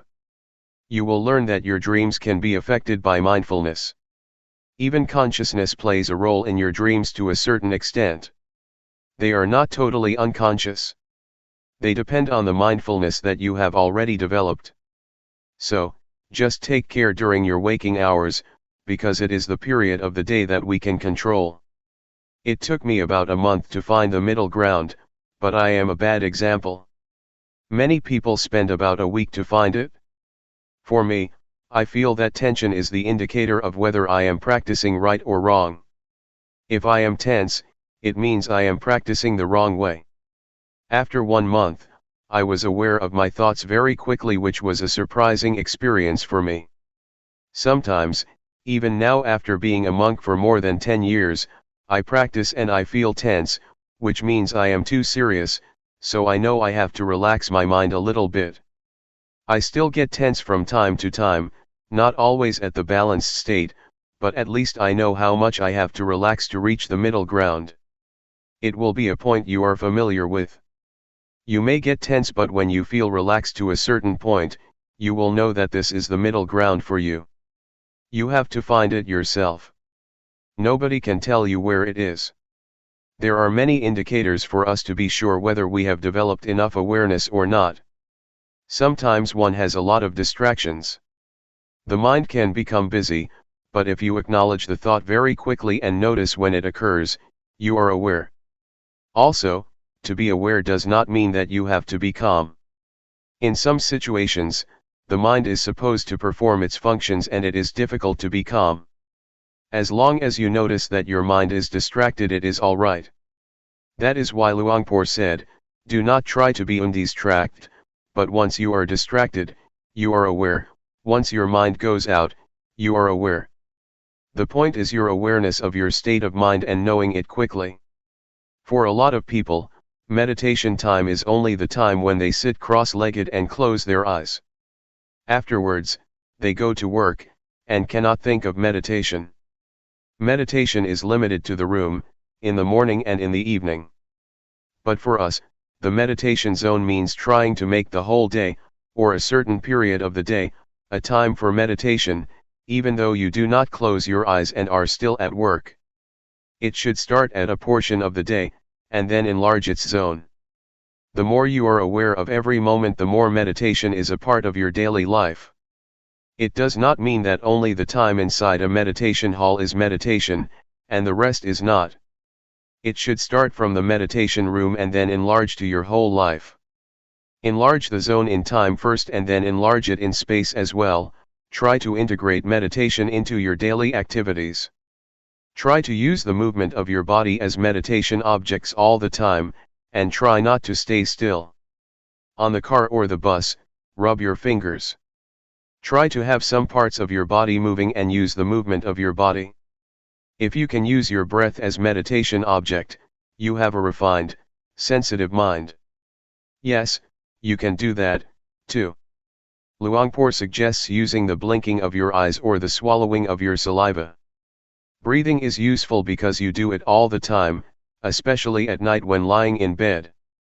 But while typing, it may be difficult to be aware of your breath, so just be aware of the typing itself as the object of meditation. When you take a bath, the movement of your body is the object of meditation. So we are never short of an object of meditation, except when we are sleeping. That is the benefit of Sati meditation, you have an object all the time. We need to have a physical object for meditation all the time, and our body is better. Your mind should be aware of your body's movement. Once a thought arises, your mind goes to the thought, acknowledges it, and then returns. So you have a home. Meditation provides you with a home that is the object of meditation and your mind stays with it. The movement of your body is the present moment. To be mindful is to be present in the present moment, so we try to provide a present moment for the mind, the body's movement. When you become distracted by a thought, that is the present moment too, so the mind should be mindful, but since the thought is undesirable, we just let it go and come back to another present moment, your body's movement. It is okay to shift awareness from one type of your body's movement to another frequently if you are skillful. If you are an adept practitioner, it is not difficult to shift. Try not to practice only two postures, because if you practice only walking and sitting, you may find it difficult when you want to be aware of additional activities. You will not be adept enough to apply mindfulness to that activity, because you have only been using rhythmic meditation and walking meditation all the time. So, you have to be adept, to be skillful, to apply mindfulness to every area of life. For example, in a normal situation, I would use the rubbing of my fingers as an object, but, if I am tired, I can concentrate on my breath because it will turn my attention away from the tiredness of my fingers. It is the same with walking. If I walk or climb up a mountain, at a certain point, I shift my awareness to the breath because my legs feel tired. This is the way to release tension. You can shift from one to another. In Thai, we called it a toy or hobby. We change from our routine to a hobby, and then we change back again. To make meditation more entertaining, we find something strange, something special, something new to play with, and then after we feel we have had enough, we return to the main posture. Please try to apply mindfulness to another postures or activities, not only in daily life but in the retreat too. When I practiced with Luangpor Teean, sometimes he asked me to clean the floor. He gave me a broom and asked me to be aware when I was doing that job. He wanted me to not stick to the two main postures.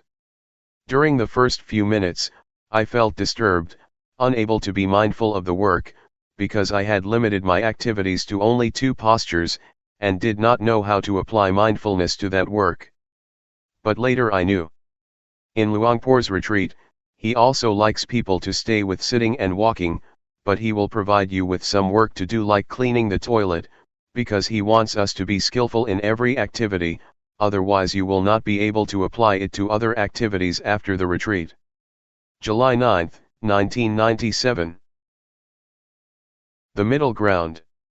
As you already know, we are training our mind to reach the middle ground, that is between the outward-oriented mind and the inward-oriented mind. Do not try to turn your mind too much outward or too much inward, to follow your thoughts or to stop them. The middle ground also means trying to avoid being lazy due to being too relaxed, or being strained due to too much tension. It also means that we have to avoid the two extremes of indulging in pleasure and indulging in pain. What does it mean by that, indulging in pain or indulging in pleasure? It means that when you recall a good memory or refreshing images you get high, and when you recall unpleasant feelings in the past, a bad memory, you get low. If you are moved like that, that means you are already indulging in pleasure or pain. If you are stuck in the pleasant feeling, that means you are indulging in pleasure, which is one extreme. If you get low or become angry, because of your thoughts about somebody that you have bad experiences with, you become dragged down by such thoughts or memories, or if you feel upset because of dissatisfaction with your practice, means that you are indulging in pain. So, to avoid these two extremes means try to keep your mind normal, stable, and unmoved by pleasant or unpleasant feelings, good or bad thoughts, good or bad mental experiences. So, you see that the term middle ground means balanced. It has a broad meaning. It means that you do not follow the thought or suppress the thought, turn your mind too much outward or too much inward, be lazy or push yourself too hard, or indulge in pleasure or in pain. It is the art of meditation to keep our minds in balance, to reach the middle ground. You may feel it is very difficult to attain this state of mind, even though you have come closer to it. Sometimes, you have already attained that balance, but you may be dissatisfied with it. You do not realize that you have already arrived at the middle ground, so you push yourself harder and go beyond that point, moving towards another extreme. Sometimes, your mind is too much inward so you try to relax, but you relax so much that you pass the state of balance, wasting a lot of time. Sometimes, you do not think this is the point that you need to attain. You think, oh, this is not the state of awareness because so many thoughts are still coming up, so I have to push myself harder. You are not satisfied with that state of mind simply because you have some expectation, so you keep passing the state of balanced mind without realizing that you have already experienced it. I think expectations are sometimes illusory. They are dangerous because they can deceive us, so we have to be very careful. We have some expectation about awareness, so we have already adjusted our mind to the expected state of awareness. Since we do not feel the calmness that we expected, and we feel thoughts still arising, we keep ignoring this state of balanced mind. I am sure that you have already experienced the state of awareness, the state of balanced mind, even though you may not realize it. So try again that you may find it and have confidence in it. Another point that I would like to mention is that, aside from keeping our mind in balance between the two extremes, we also need another art, the art of reconciling two opposing values. We face conflicts in our daily lives between freedom and discipline, between diligence and concentration.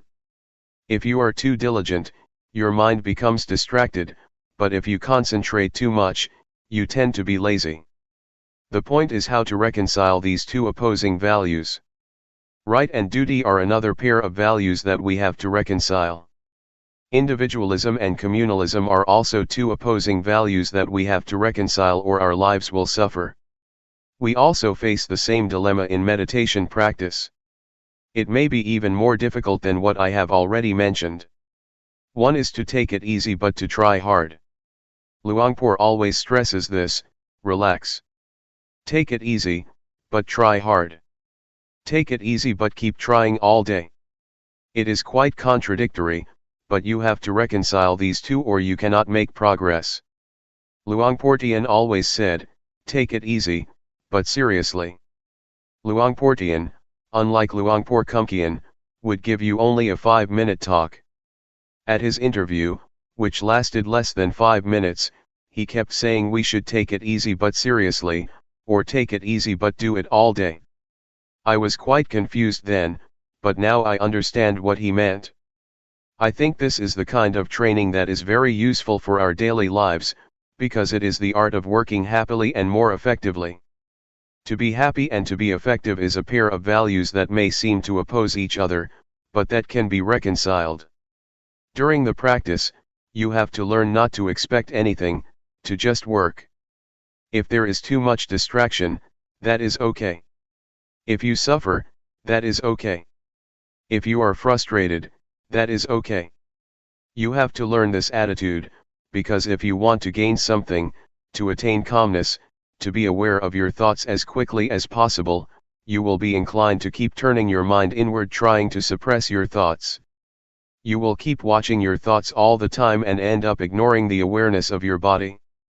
Luangpor always emphasizes that we should grasp our awareness of the body, and ignore our thoughts first. But normally, in my experience, I seldom remembered this instruction. I tried to stop my thoughts, to suppress them, because I wanted to win. I did not have much time, so I wanted to attain the result as soon as possible and I got stuck. After 3 weeks, I could not practice anymore. I could not do the hand postures because once I moved my hands, after only a few minutes, I got a headache and I suffered. With a headache and a lot of pain, I could not sleep. I made a vow to practice with Luangpor Teean for 1 month, and 3 weeks had already passed with only 1 week left. Feeling hopeless, I decided that I would leave the temple after I finished that week. So I just walked without any expectations, just waiting for my time to finish. I just kept walking because I could not do anything else. That week was very good for me because once I did not have any expectations, did not have any hopes, and just walked to waste the time, just trying to ease my tension to turn my mind from inward to outward, I felt that mindfulness suddenly developed a lot, because I did not mind anymore. June 11, 1997. Practice independently. The truth, I think, you have to see it. You have to see the truth for yourself. If I tell you, it will not be your truth, but an academic or indirect experience. I suggest you not use your intellect to find the truth but direct experience, you must realize it by yourself. Sati, or mindfulness, is a capacity of mind to recall. When you walk in meditation, you think about your work next month, the body walks but the mind goes somewhere else. Then, you recall that you are supposed to be mindful while walking. That is mindfulness. When your mind comes back to walk, you feel the sensation of walking and have clear comprehension. That is awareness. It is very important for us to try to experience awareness directly. It is also a capacity of the mind. One cannot experience awareness through thought or the intellect, for it is beyond the realm of intellect. You have to experience it directly with your feelings. We use a lot of thought, a lot of intellect, but rarely the faculty of feelings or awareness. When you want to touch something, you have to touch it with the hand, not the glove. Intellectualizing awareness is like touching something through gloves, it is not awareness, not a direct touching with your mind. I would like to recommend you to practice independently. Independent of what? First, be independent of time. When you walk or practice, do not worry about the time. Some practitioners set the time, saying they will walk or sit for 1 hour. Then they set the clock in front of them. This will make hell out of their practice because they are concerned about the time, whether they have completed the hour or not. Even with 30 minutes left, they still worry. They are anxious about when they will reach the hour. Do not worry about the time or the clock, practice without any references, allowing your mind to get in touch with mindfulness or awareness. Sometimes you are also concerned about other people. Why does this person walk so quickly? Why does she walk so slowly? If you keep asking and comparing yourself with other people, you will not be sure whether it is good for you to walk slowly or quickly. That is why you should practice independently, unconcerned with other people. You have to find your own way, the suitable speed or suitable pace for yourself. Everybody has his or her own way of practice. Please ignore what the other people do, just be concerned with yourself. Another thing that may cause you anxiety is the notion of awareness, or the concept of mindfulness. You have some idea about awareness or mindfulness. When your experience does not fit with that notion or idea, you feel unhappy, you feel uncertain, you feel unsure about the practice. Please forget whatever notions you may have about mindfulness or awareness, even words by the master, or the teachers. The master said that awareness is like this, and mindfulness is like that. You become attached to these words. When your experience does not fit with these words or ideas, you feel unhappy. When I first practiced, I was confused. Somebody said you have to be aware like this, but the other master said you have to be aware like that. I was bewildered. Which one is the real awareness? It is difficult to explain what awareness is like. You cannot convey awareness by words, but have to know it from your experiences. This is true even of color. When you see this robe, you know exactly what color it is, but to express it out loud people use different words. Somebody says this is yellow, but others claim it is orange. Different people use different expressions even for the same thing. Please ignore these references. The fourth thing to be independent of is the previous results that you may have obtained. Yesterday, you experienced calmness, you achieved wonderful practice, and then you want your practice right now to be the same. That is another kind of reference that you should avoid. If you have such references or if you are concerned with past results, you may be unhappy. They will never fit with one another. Ignore the results of the past and start again at the present moment. Practice independently, independent of previous results. It is already the past, let us ignore it. However good your experience was, be it calmness or tranquility, do not try to repeat it again or you will be disappointed. Why? Because you have some expectation, and expectation makes your mind out of balance.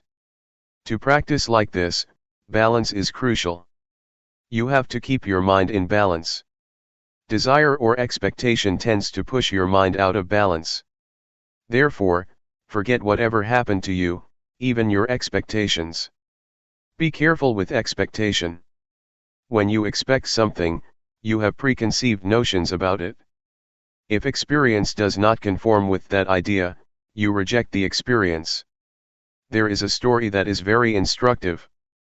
An individual on a sinking boat prayed to God for help. Being very devout and sincere, he sincerely believed that God would help those who have faith in him. During his prayer, a lifeboat came by and asked him to join. He said, "No, I believe God will help me, because he never ignores those who have faith in him." So, the lifeboat left him behind. 1 hour later, the sea level was already at his chest. A fisher's boat came. He said, "No. God will help me." Another hour later, the sea level was already up to his neck. A patrol boat came. He replied again, "No." So, he drowned and went to heaven because he was a good person. When he met God, he asked, "God, why did you forsake me? I prayed for you even at the time of crisis." God replied, "You fool. I sent 3 boats to help you. Why didn't you take the boat?" The man expected a miracle. In reality, no miracles happen. God's action is not miracle, he works through ordinary events. So, with expectation, the person tried to reject even the help of God. Do not be too concerned with expectations, or you will reject the experience that you have already achieved. Just work independently of expectation, and try to get in touch with real awareness through direct experience. When you get a result, it will be the true outcome of your practice. Do not bother with miracles or preconceived expectations. Question: how can you forget everything and not have any expectations or references? Answer: it can be done through repetition. In the first hour it may not be easy to forget, but if you practice more and more, you will feel in harmony with the practice, and then this notion will pass away. Nevertheless, you have to do it repeatedly, over and over again. Then, a new kind of habit will develop, the habit of letting go and forgetting expectations. Question: that is very, very hard. Answer: it is possible, if you try to be at the present moment. I found that when I feel in harmony with the practice, I do not care about the rest. To be in harmony with the practice takes time, but it is possible.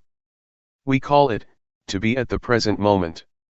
When you have developed that habit of being at the present moment, you will be less distracted by expectations, by time or schedules, by other people's practice. Question: are you suggesting that we totally ignore previous experience on how to get there? Answer: I suggest you do that when you start the practice. However, when you finish, you may review and think about which one is the way. During the practice, try to be at the present moment, otherwise, your previous results will distract you from the practice. Question: when we start the practice again, we will take reference of the previous experience, right? Then, how can you practice independently? Answer: a kind of habit will develop within you. Question: right, I see what you mean, inherit a habit from the previous practice instead of knowledge. Answer: yes. It has already happened to you, because all of you have been practicing for a long time. You have inherited some habits or some tendencies. That is the most important, more important than something in your mind. Question: not to be guided by thought, but by your natural movement or habit. Answer: yes. This is what we call adept or skillful. You become more skillful. Take swimming for example. Thinking, or recalling the instructions, does not help you much when you are swimming. You have to be at the very present moment. Whatever you do will become a tendency or habit in you.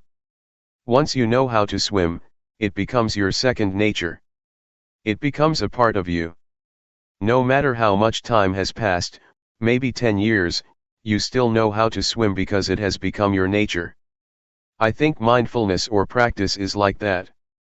Once you know how to adapt your mind to be aware of the present moment, it becomes your nature. You may give up the practice for a while, then come back. In the beginning it is difficult, but after you practice for a few minutes, it will come back. Which I call habit. I myself, when I practice, never think much of the results. I think only that this will form a new habit. Once the habit has developed, it is easier to practice. This is how you train children to take a bath or to brush their teeth. At first, they refuse, but you just push them to brush their teeth. It becomes their nature and they will go to the bathroom to brush their teeth on their own. Mindfulness is like that. In the beginning, your mind follows the thoughts and never comes back. Then, you call it back. Second time, it goes again, following the thoughts and comes back. The third time, it comes back quickly, faster, but still takes a long time. Then, you call it back all the time, many times, it returns faster and faster. The unintentional thought will become shorter and shorter. In the beginning, it is like a train of thoughts with 12 cars of thoughts. After practicing for a few days, it becomes 10 cars. The train of thoughts becomes shorter, shorter, and shorter. Then, only one car of thoughts, because your mind becomes faster. It is the habit of the mind to come back faster. This is what mindfulness is. You need not to stop the thoughts. Your mind will come back on its own. July 8, 1997. Harmony within. Meditation practice is to train ourselves to be in harmony with ourselves, or to be in harmony with the present moment. To be in harmony with the present moment has a broad meaning. It means that we have to be content with what we have, with what we are doing, and also with what we are at the present moment. To go deeper than that, it means to be content, accepting the thoughts or emotions that we have at the present moment. To accept does not mean that you are lost, or follow the thoughts. That is not acceptance. Accepting means keeping our mind normal, not reaching to the thoughts whatever they may be. This is the only way to free our mind from all kinds of thoughts or emotions. Whether they are positive or negative thoughts, pleasant or unpleasant emotions, agreeable or disagreeable feelings, just observe them and learn to come to terms with them. People, in general, are likely to react to the thoughts or emotions that they have. To be precise, they are not reacting, but attached, or clinging, to the emotions or thoughts that arise, even unpleasant feelings. It may sound strange, but we do cling to unpleasant feelings or emotions. You may have noticed that when we experience anger, we never try to let it go. We keep recalling the incident that causes us anger, and keep reminding ourselves about the behavior of that person that upset us. We cling to that negative emotion or experience and never try to let go of it. We may want to, but we never try. We just cling to it, grasping the anger, the anxiety, or whatever. Thus we cannot sleep at night, because we keep thinking about this and that despite the fact that they are unpleasant feelings, emotions, events, or experiences. That is why I say we cling to it. We do not accept it the way it is, but cling to it. That is what the Buddha called indulging in pain or indulging in suffering. In the first sermon of the Buddha, he mentioned two extremes, indulging in pain and indulging in pleasure. Buddha advised us to avoid these two extremes. To indulge in pain does not mean that we torture ourselves as the Buddha did, when he tried to attain enlightenment through ascetic behavior. He refused food and slept on nails. That is indulging in pain, but all of us never do that. Still, we indulge in another kind of pain, mental pain. When anger arises, we are lost in anger. When anxiety arises, we are caught up in anxiety.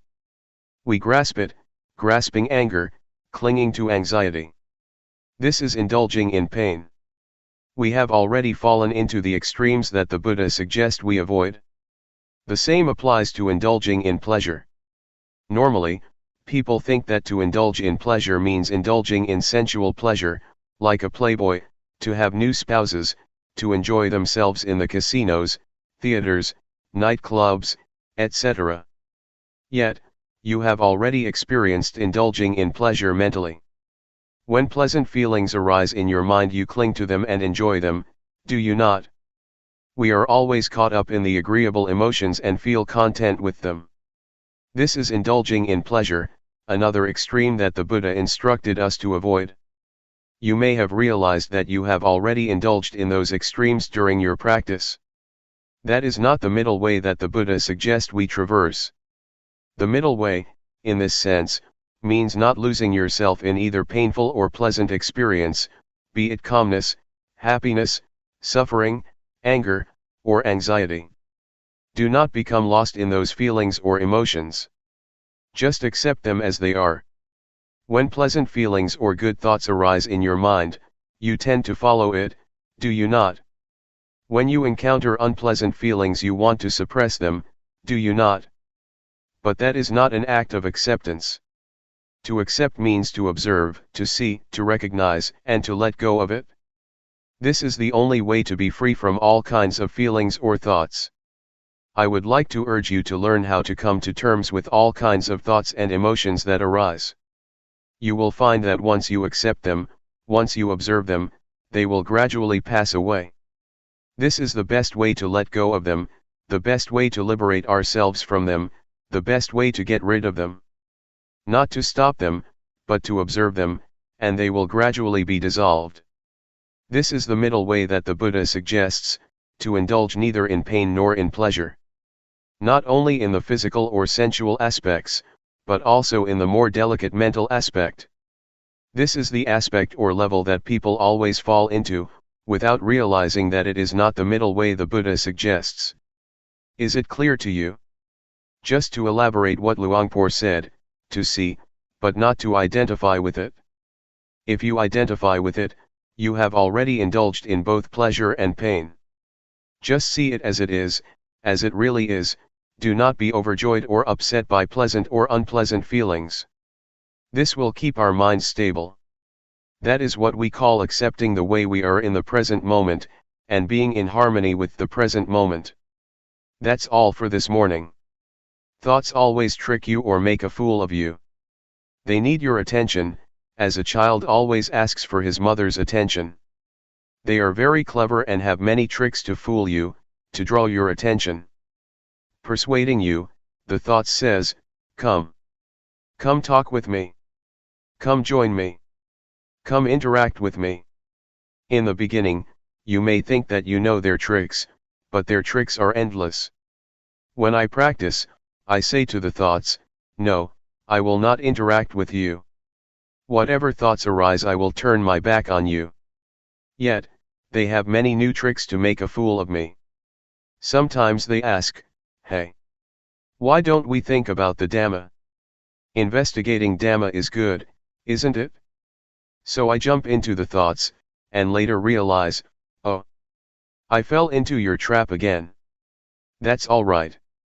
You should try to have strong will. Sometimes you have very beautiful and excellent ideas.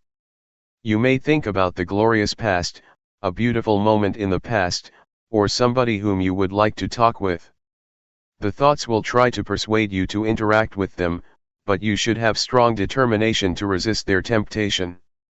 In the beginning, it may be difficult. With the support from mindfulness, with the strength of mindfulness, you will feel it increasingly easier to ignore the call or temptation of the thoughts. Later, you will find that it becomes your natural response because, after a period of practice, the temptations of the thoughts become less enticing and less powerful. Why do they become less powerful?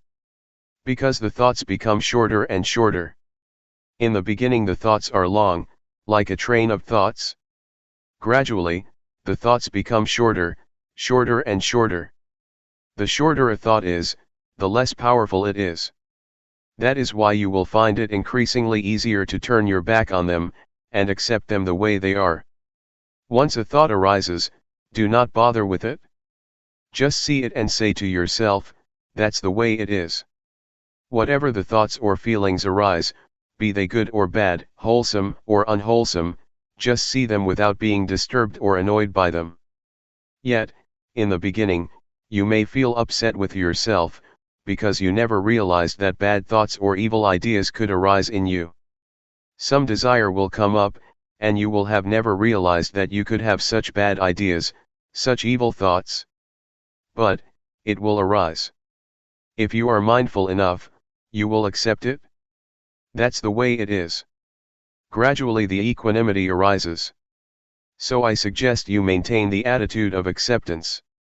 Whatever ideas, whatever thoughts, whatever emotions occur in your mind, just try to keep them normal and have no preferences, like or dislike, appreciation or aversion.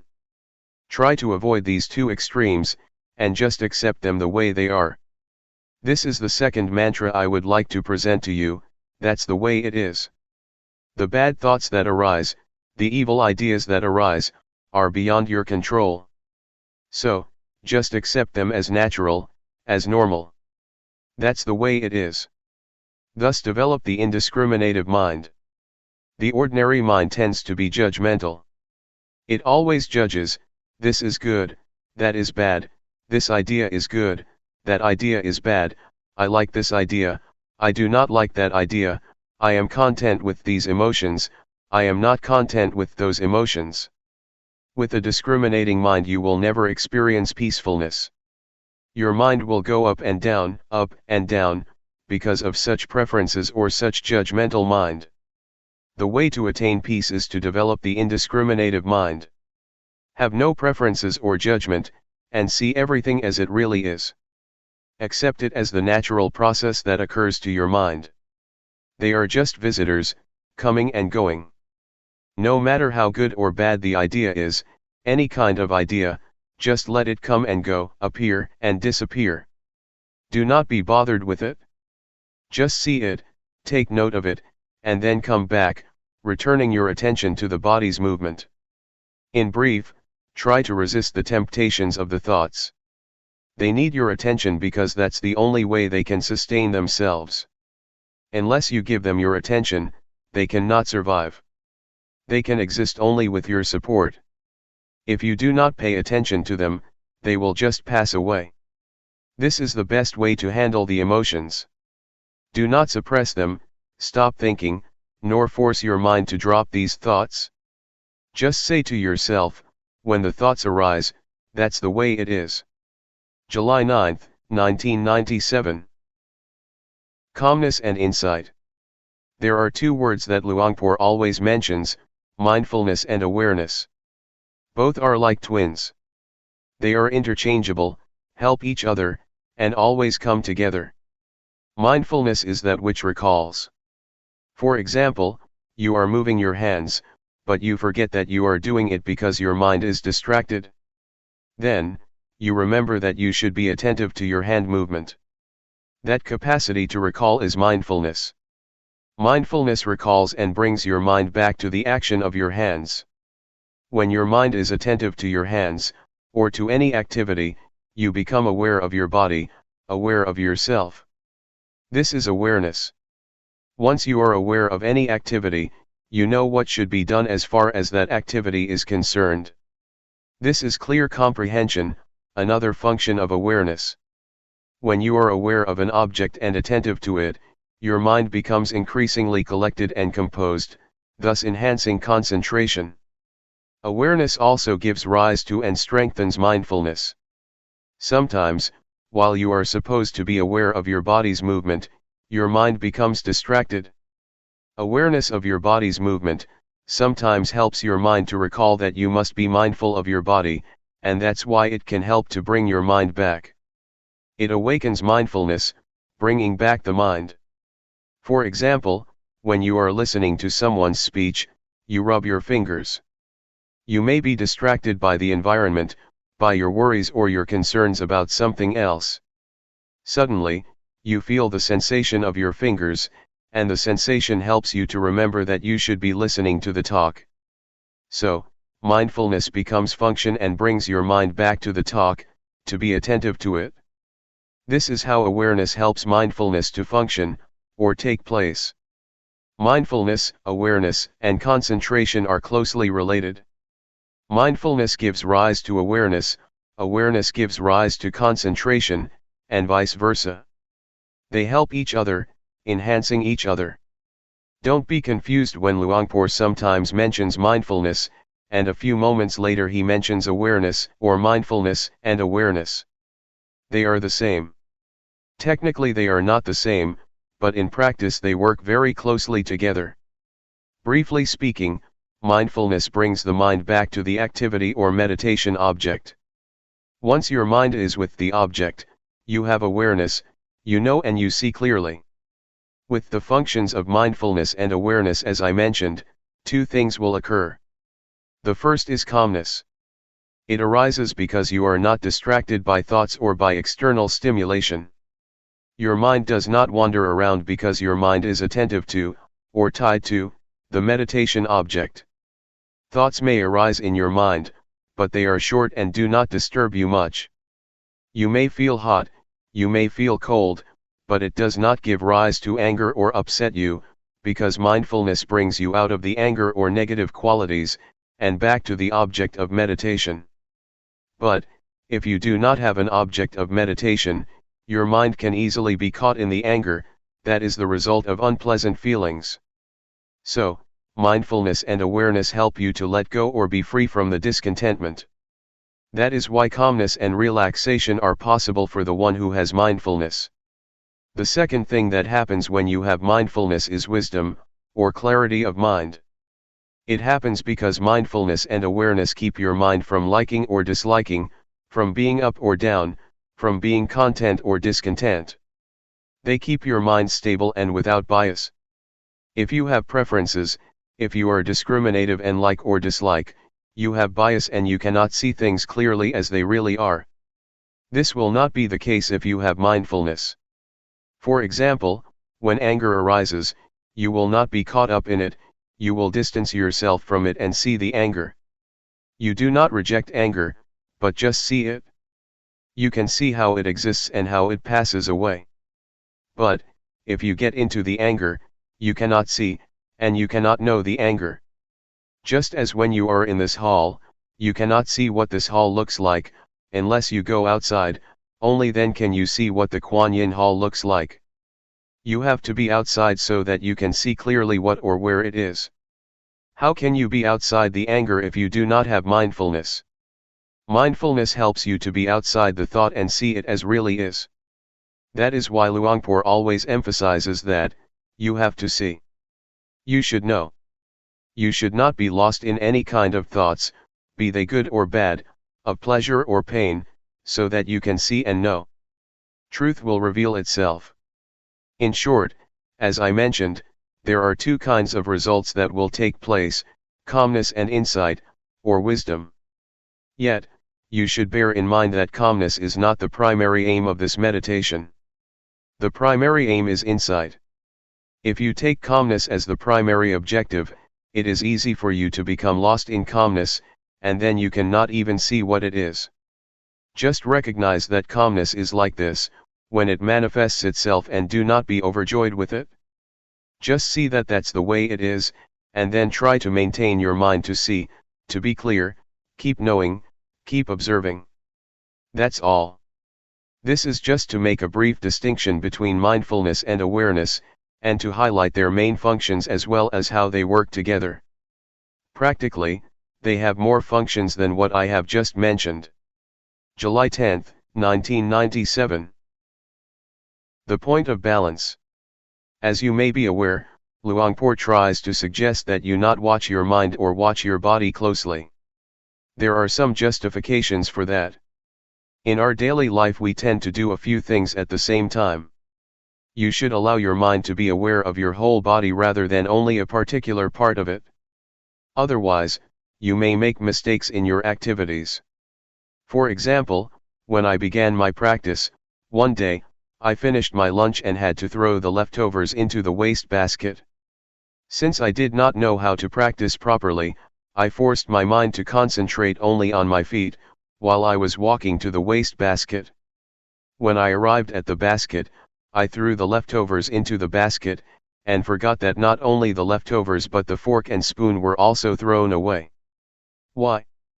Because I concentrated too much on my feet.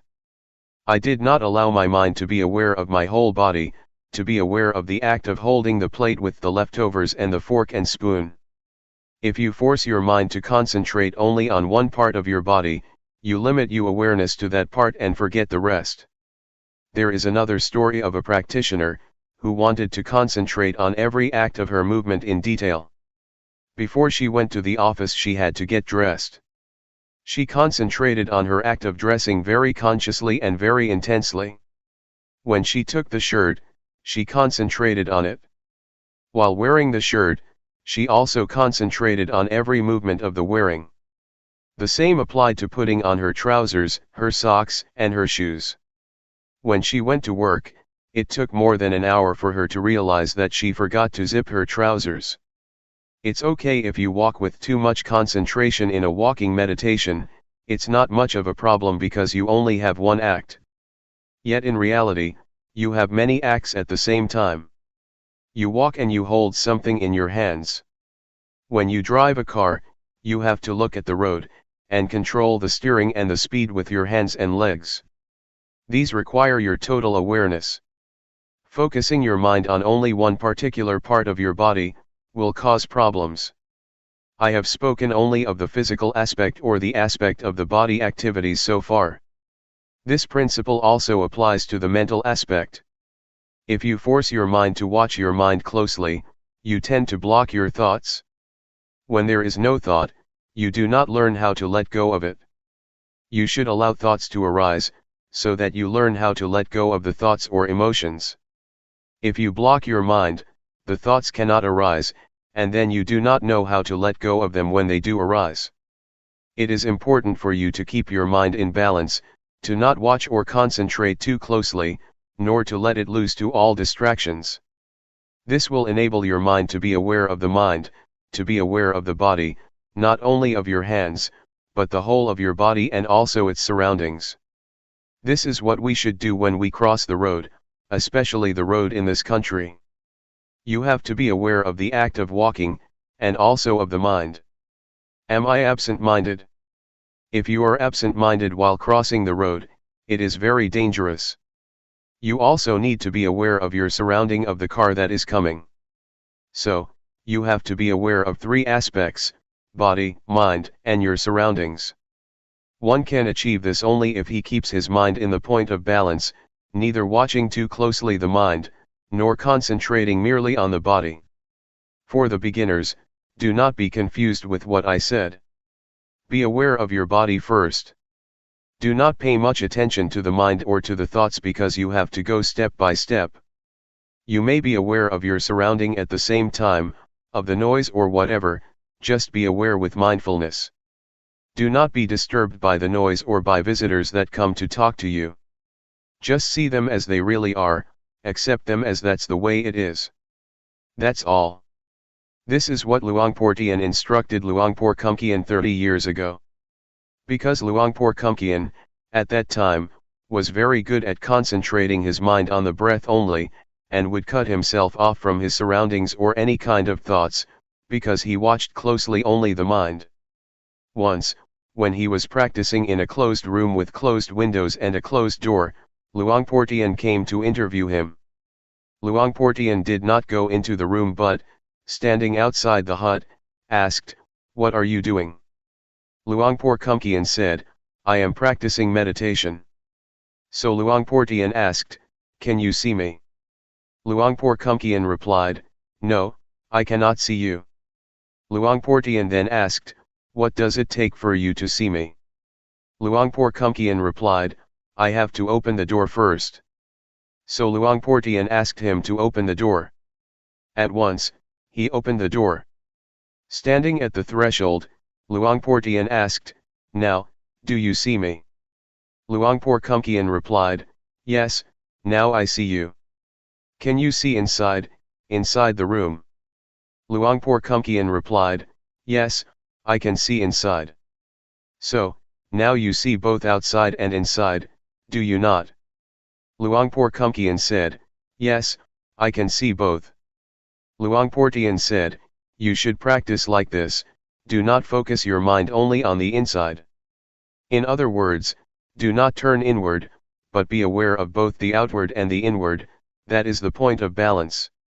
So, Luangpor Teean suggested Luangpor Teean not block his mind or turn his mind inwardly, but allow his mind to be aware of the outside and of the whole of himself. This is how this practice is different from many other methods. Many methods try to block your mind. You can achieve concentration very easily with those methods. Yet, once you get out of the practice, your mind can easily be disturbed by thoughts, because you have not trained yourself in how to deal with them.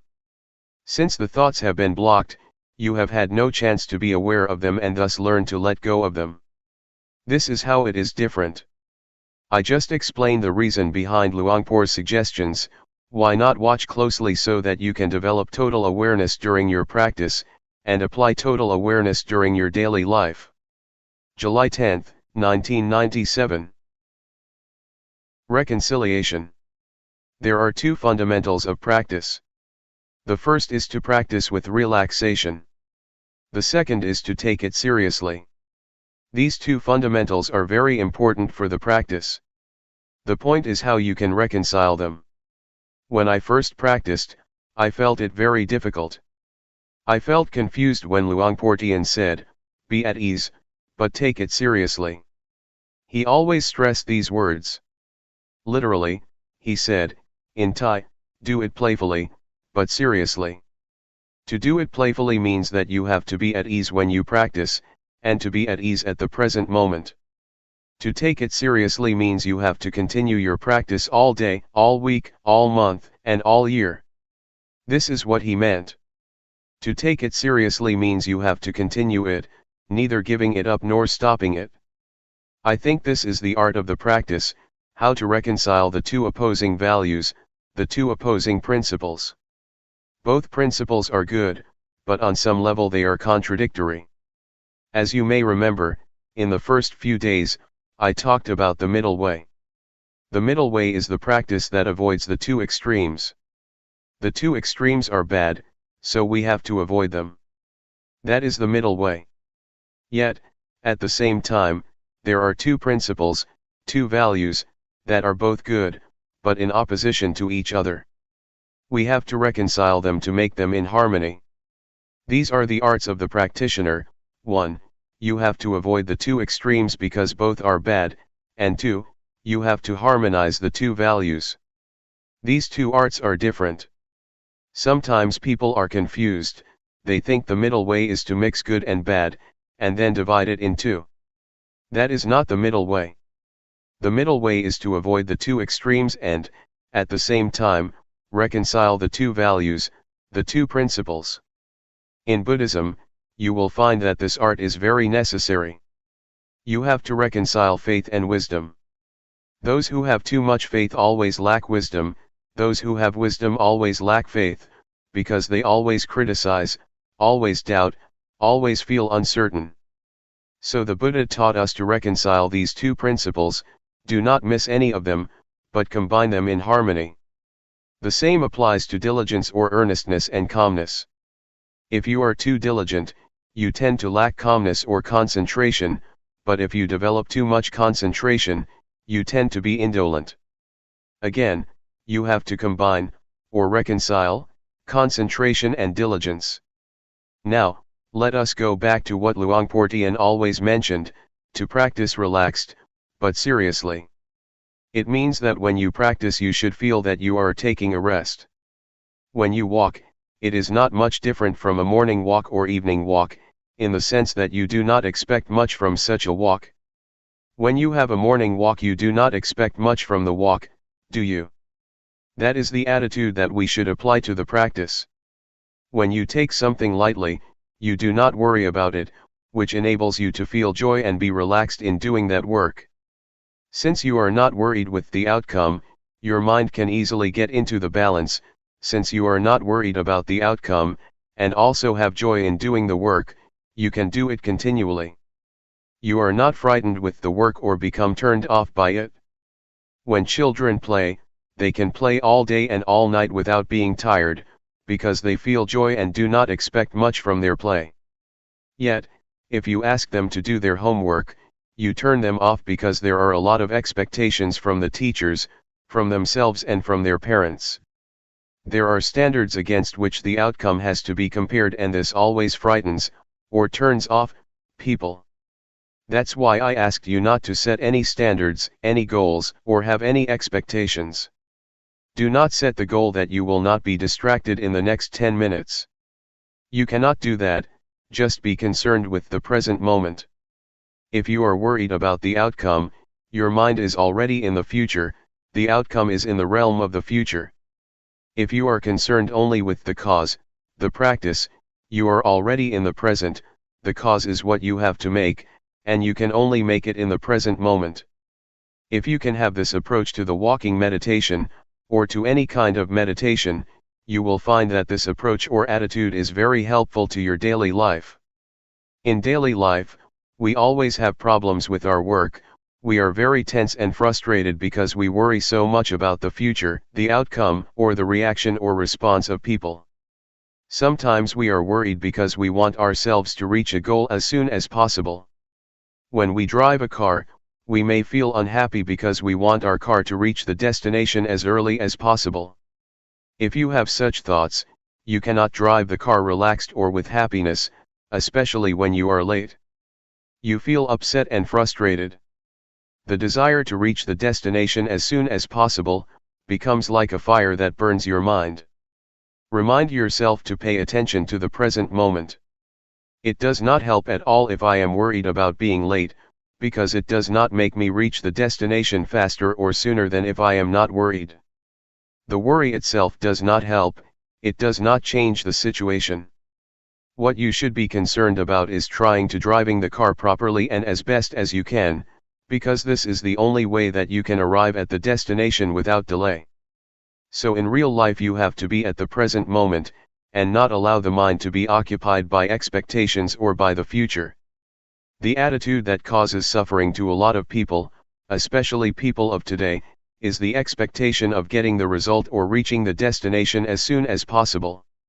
When I write a book, if I think that it will take one more year or one more month to finish the job, I feel worried, because it's still a long time and I am tired already. Yet, if I bring my mind back to the work that I am doing at the moment, I feel less worried, and concentration takes place easily, because being at the present moment brings you calmness and concentration, and can enable you to continue your work without much problem. I think we have to learn how to do work without pushing or driving us at the same time. Just do whatever has to be done. If you do it continually, it is certain that work will produce results. My friend, a Zen monk, spoke about his master. Some of you may have heard of him, Shunryu Suzuki. Shunryu Suzuki is the author of Zen Mind, Beginner's Mind. He has a center in San Francisco. When he started the temple in San Francisco 30 years ago, he had to do everything with his own hands. One of his big jobs was to prepare the garden. A Zen garden is composed of rocks, a lot of big rocks. Shunryu Suzuki is not a big person. He is just like Luangpor, but thinner. All day, he had to carry the heavy rocks to his garden and arrange them. His young Western disciple wanted to help, but after a few hours, he was tired. "Oh, I can no longer do this." He asked Suzuki, his master, "How could you do this all day?" Suzuki said, "I take a rest all day." When he lifted the rock, he just lifted it without much expectation that he had to carry 20 or 30 rocks a day. He did not set a goal, but just lifted the rock without judgment or expectation. His mind was with the rock and with himself, not anywhere else. He felt relaxed, which is why he said that he rested all day and could continue. He was serious about his rock garden, but he did it relaxed. It's as Luangpor Teean said, practice playfully, but take it seriously. To be at ease enables you to work longer than when you take it seriously. Sometimes you drive a slow car, and you can arrive the destination sooner than those who drive at a fast speed. The same is true when you walk up a mountain. Those who do not know how to climb a mountain start climbing fast, and end up reaching the top later than those who walk slower. The meditation master or the hill tribe people just walk slowly, relaxed all the time, relaxed every step, and they reach the top before those who are serious or walk hastily. The practice is the same. Just walk, as you walk, simply walk, and take a rest every step. You will find that you are not tired after you walk the whole day or the whole week, because you take a rest with every step. Please apply this to your daily life. Not only in the spiritual aspect. Take Suzuki as an example. Even in the material or physical world, you need to apply this art, the art of reconciling the two principles, relaxed but seriously. You will find that in the real world this is really important. Individualism and responsibility to the community are the two principles you have to reconcile. In this country, they stress only individualism, and you have a lot of crime, a lot of drug addiction, etc., because people have lost the sense of communal responsibility. Individualism and responsibility to the community are both important. Right and duty are two opposite values that you should reconcile. The pursuit of happiness and virtues are both values. You cannot discard either of them. If you pursue happiness while ignoring virtues, you create problems for other people. If you are attached too much to virtues, you have no happiness because you are always afraid that you will offend other people, and you make yourself tense. Freedom and order are another example. Freedom is good, but order is good too. Yet, if you stress freedom, no order can take place. If you are too much concerned with order or discipline, freedom might be affected. So you have to reconcile these opposing values. This can be done if you learn this art from the practice. I myself have learned a lot from the practice. Because this art is very crucial for the practice, if you cannot learn it, it will be very difficult to achieve the practice. Please take this practice as a way to train your mind to have a skillful approach to your life, not only to meditation but to your whole life, to your family, to your work, and also to society as a whole. This is what I would like to offer this morning. July 11, 1997. Dealing with expectations. Let me elaborate on expectations' relationship to the practice, just to clarify this morning's talk. When I said that we should not have expectations during the practice, I did not mean that we should suppress or try to stop our expectation. This cannot be done because we come here with expectation, and expectation is inherent in our practice. I just want to say that despite our expectations, we should not allow them to bother us during our practice, let ourselves be preoccupied with them, or let them drive our practice. Just realize that, okay, the expectations are there, but there is no more than that. It should be noted that the progress of spiritual practice is most developed when expectations are at their lowest, or we have none at all. For example, after Buddha's death, Ananda tried hard to develop his practice to the level of Arahant, the last level of enlightenment. He had only one day left to finish his practice, before the first council was going to start. This was crucial because he was supposed to attend the council, but only the Arahant could attend. There were already 499 Arahants. The council was waiting for him, but he had to meet the requirement of being an Arahant. He had not yet achieved it, and there were only about 20 hours left. So he tried a lot that whole day, but he still could not achieve the final stage of enlightenment. Finally, at night, he was tired and decided to take a rest by a tree. The moment he leaned against tree trunk, at the moment when he felt that he wanted to relax, enlightenment took place. At that moment, his expectation was very low, either because he felt hopeless or because he just wanted to relax. I think the experiences of other enlightened beings are just the same. They get enlightenment or receive intuitive insight, when their minds are relaxed and in harmony with the present moment. Some of Luangpor Teean's disciples got insight while they were harvesting the crops, obviously with mindfulness.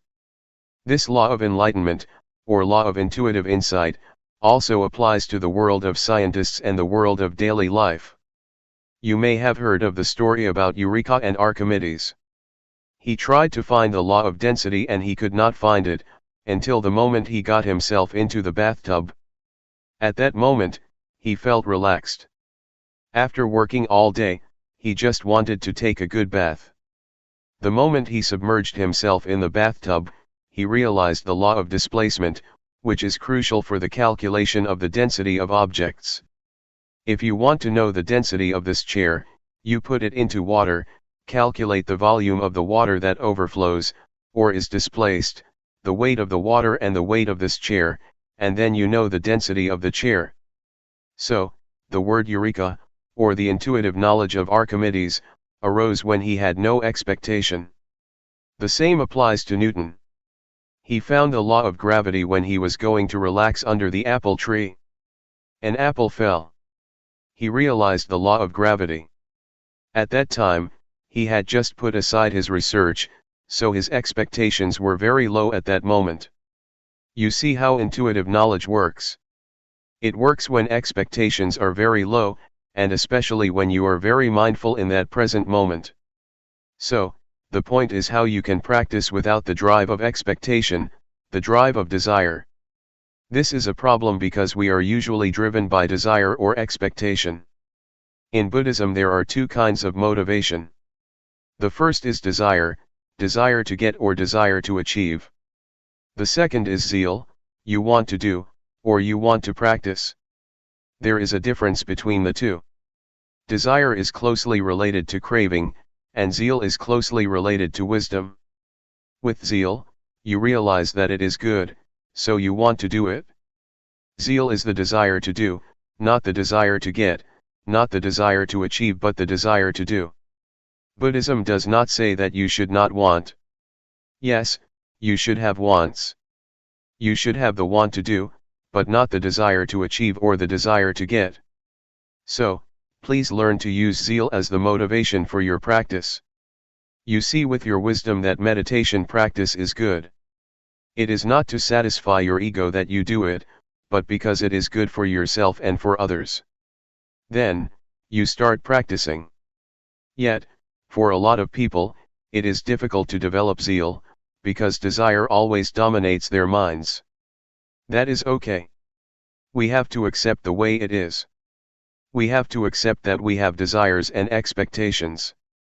But again, once we start walking, once we start moving our hands, it is time to turn our attention to our body's movements, and leave our expectations and desires behind. Submerge yourself in the present moment, in the act of walking, in the act of moving. When you get the results of the practice, you will have confidence in the practice, and you will see for yourself, oh, this practice is good. You develop zeal because you have seen for yourself the results of the practice. This is how zeal is developed. You see it yourself, with your mind, oh, this is good. So you develop the inclination to practice, and this time you practice without the drive of expectation. You enjoy doing it, so you just do it. Enjoyment is the result of your zeal. If you enjoy something, you do it. You do not mind what will happen. I like it. I enjoy it. So, I do it. There is no more than that. Find out how you can enjoy the practice. The more you enjoy it, the more you will practice it relaxed and at ease, and the more you will get results.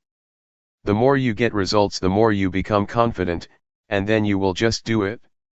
We do not need the drive of expectation or the drive of desire. I think this is the motivation that people lack. We are taught that only desire can drive people to do things. Actually, there is another motivation that can get us to work. Zeal as a Buddhist motivation is very important, not only in meditation but in any kind of work. This is what I would like to offer you for reflection. In summary, how should we deal with expectations? First, accept them for what they are. Accept that expectations exist in our minds, but do not let them bother our practice, or pay much attention to them. Just be at the present moment with the work you are going to do, and do not allow yourself to be driven by expectations. Try to develop the other kind of motivation, zeal. With the right motivation, you will find that results arise not in the future, but at the present moment. Normally, people just wait for the future, wait for the results to come. If you have a positive approach, a positive mind, you will see results, and the outcome always comes at the present moment. Please be sensitive to the immediate results, that always take place but that we always ignore. As Luangpor always says, once you move your hands, you already get the outcome, the awareness. You need not wait for the future. It has already arisen, but you have to be aware of that. That's why we can be happy at the present moment, because we get results at the present moment. We do not need to wait for the future. It is too risky to wait for the future is uncertain. But, the immediate result is guaranteed by our practice. That's all for this afternoon. July 11, 1997. Unreliable thoughts. I am sure that you all have a lot of experience with thoughts and emotions. Some of you may be able to see the thoughts themselves. You may realize that these thoughts, emotions, and feelings are quite unstable, which is why they are uncontrollable and unreliable.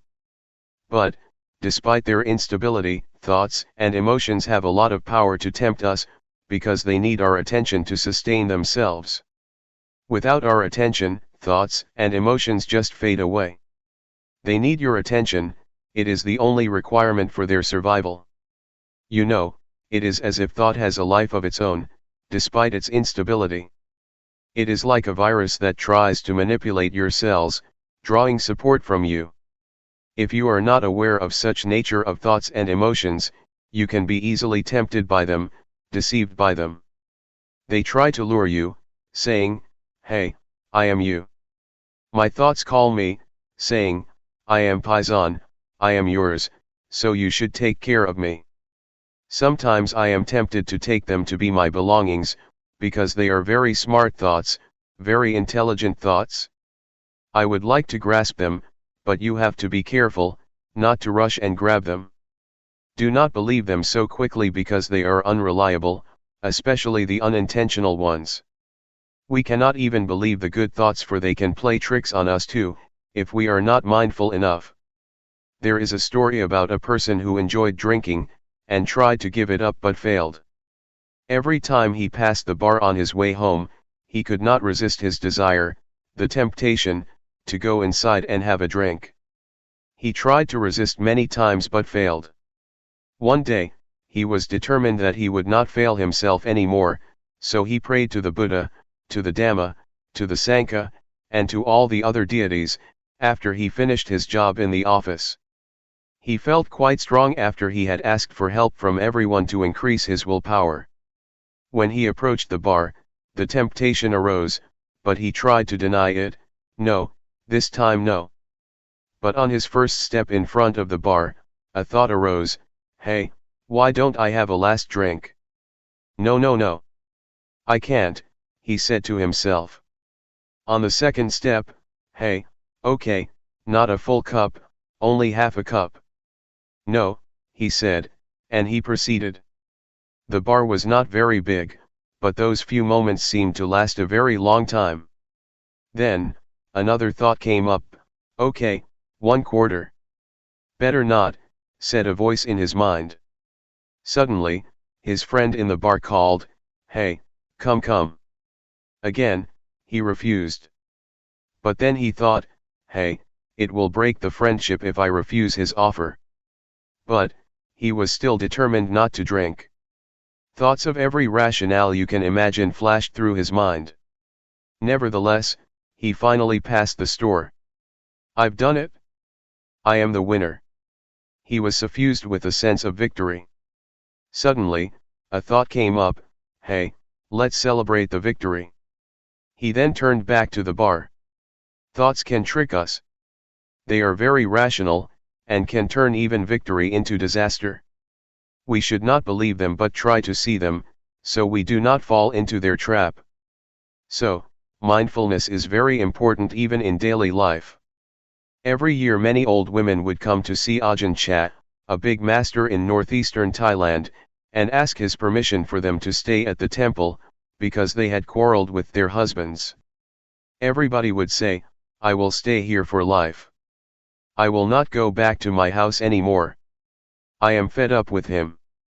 No more. I am disenchanted with the household life. Please allow me to stay and practice with you." A few days later, the husbands would come, visit them, and ask them to go home. The women who had been determined to stay in the temple for life, would change their minds after a small chat and decide to go home.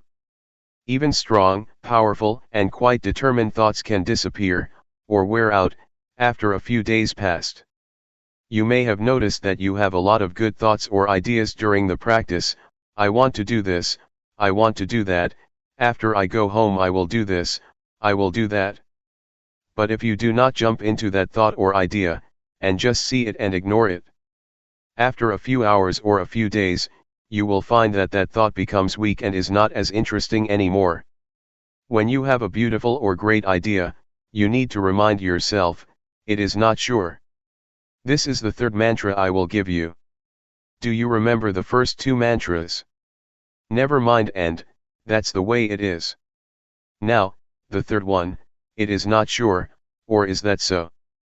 If you reach some conclusion about someone, like, this guy is very bad, this guy is unfaithful to me, this guy is deceiving me, or this guy is very good, he is very generous, you should say the mantra to yourself, is that so, or that is not sure. If it is a real thought, a real judgment and the right conclusion, it will last.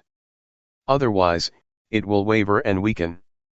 So try to see thoughts as they really are, unstable, uncontrollable, and unreliable. Unless they are born out of wisdom or mindfulness, they are completely unreliable. This is just the first step of insight into the nature of thoughts. During the practice, you may reach this understanding, and later you will see the deeper characteristics of thoughts and emotions. Luangpor repeats many times, they are impermanent. They are unsatisfactory. They are not self. Even happiness, pleasant feelings, or the bliss from meditation, are ultimately unsatisfactory. After you have been absorbed by joy for a while, you will feel that it is not enough. You want more. If you attain the first absorption, in the first few days, you feel very happy. Later, you find that you want more. You want the second absorption. You want more and more, because your level of happiness has increased. You need more happiness to satisfy your new higher standards and expectations. It will never end. But if you are mindful enough, and do not fall into the trap of happiness or pleasant feelings, you will feel content. You will have contentment.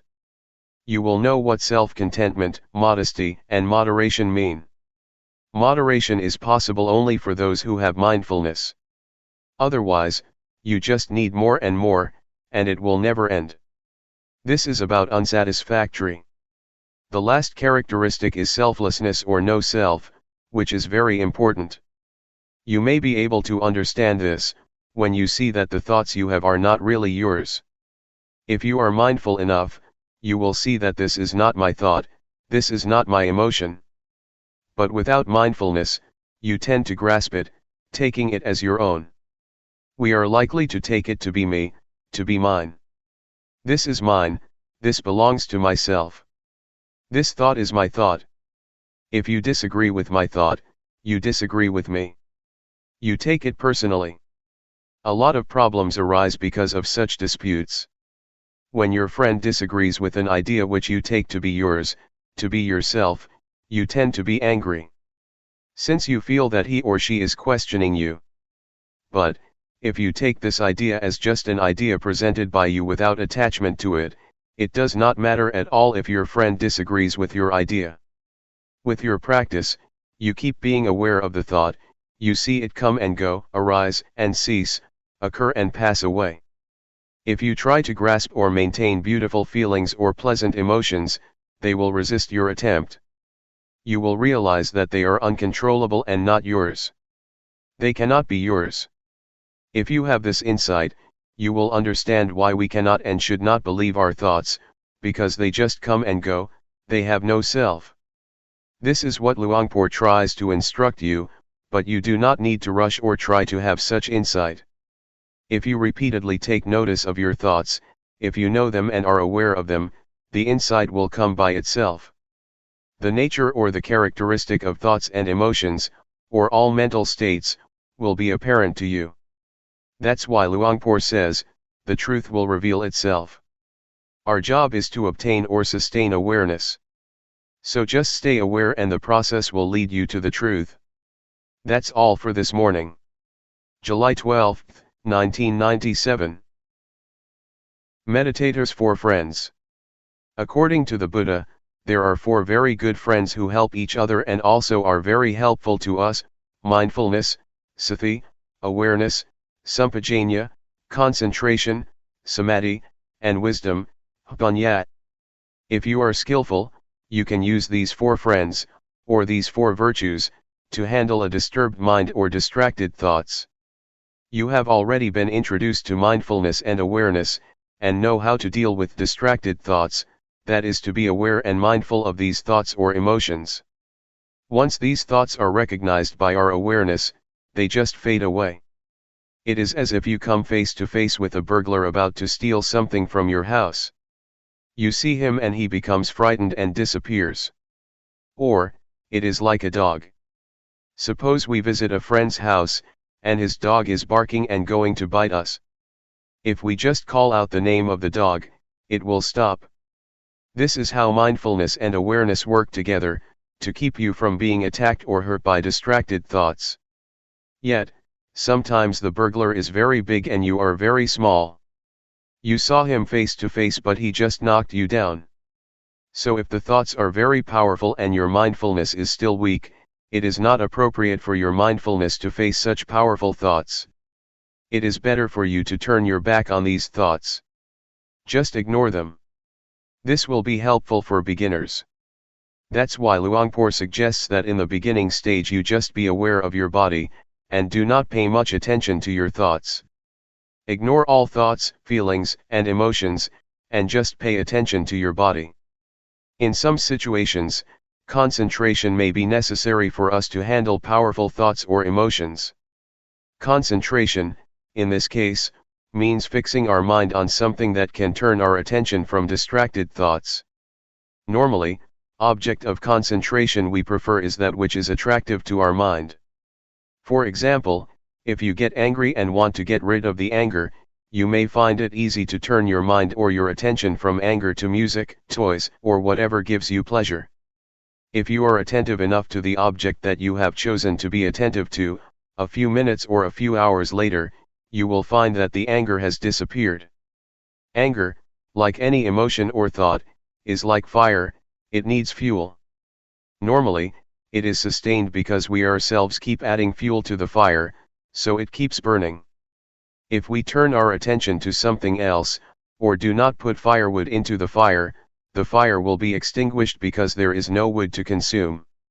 Yet, in reality, we cannot depend on music or something external to us all the time, because anger can take place anytime, in the subway, or during a conversation. So we need to depend on ourselves, by choosing those we already have as objects for concentration. That is why the master suggests you use the breath or your body's movement as the object of meditation. When you feel disturbed by thoughts or emotions, you should just turn your mind back to the breath or your body's movement. Gradually, the thoughts or disturbing emotions just disappear. In the beginning, the breath or your body's movement is not powerful enough to attract your mind. It is less attractive than music, sports, etc. Yet, if you practice enough, your mind will become familiar with the breath or your body's movement, and it can be in harmony or as one with them easily. The fourth friend is wisdom. This has a lot of meaning. When you become distracted by your thoughts and do not know how to deal with them, you may try to bargain with them.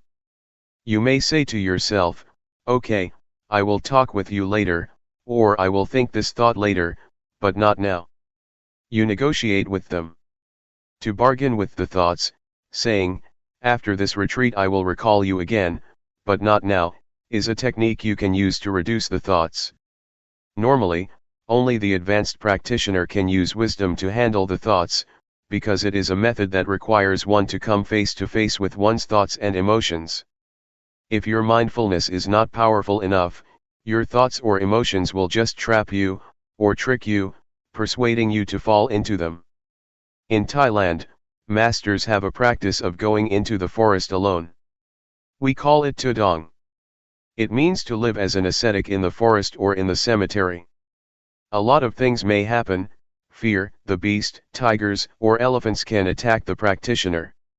Many masters find that the fear or threat from the wild animals is good instrument, good condition, or great situation, to pressure them to develop concentration, because if they turn their attention from the breath to the beast, they will be overwhelmed by fear.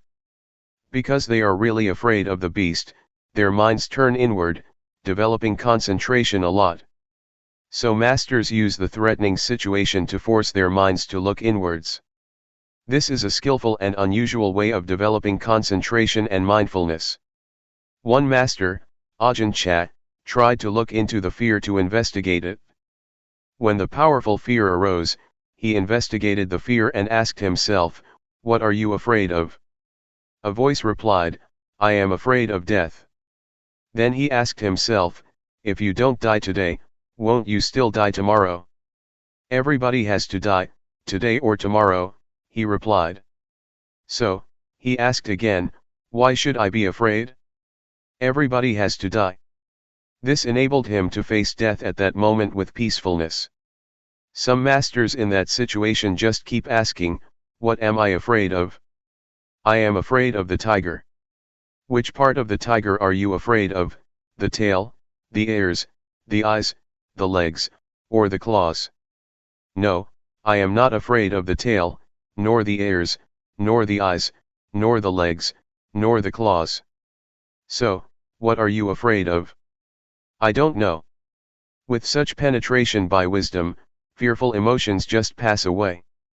They do not use rationalization, but an analytical mind to divide the tiger parts, and they do not feel fearful. But as Luangpor says, if you have insights into body and mind, into the nature of body and mind, into the temporary state of body and mind, such insights will enable you to go through all problems, distraction, and negative emotions very easily. With a flash of insight, you can go right through them, you have no need of questions and answers. If you understand that these mental states are impermanent, unsatisfactory, and not self, the thoughts are there but they are not me, they are not mine, you become detached from them and they lose the power to tempt you. This is how wisdom works to solve problems. This is just a summary of how to use the different means of dealing with the enemies of the mind. We are like warriors, we need to know many kinds of weapons to deal with our enemies. If you only know one weapon, it is not enough to handle different kinds of problems.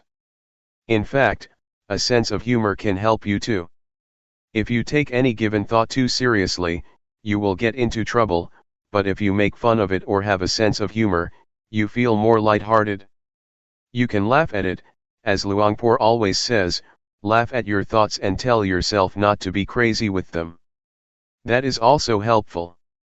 For example, when you are disturbed by the noise of building construction, visualize the face of the man who is doing the job. Oh, what a poor man! We will have no hostility toward him, but rather pity him. Please learn how to use various techniques, or virtues, for your own benefit, for your own spiritual practice. Nevertheless, I am not much worried about the problems that we face, because when we have problems, we tend to be careful. It is when we are happy that we tend to be careless, and drop our guards like the alcoholic man in the story that I told you earlier. He was very careful when he walked past the bar, which is why a lot of temptations could not persuade him to drink. But when he passed the store, he became proud. Oh, I am the victor. I am the winner. At that moment, he became less careful, and the desire to drink tricked him, convincing him to go back to the bar.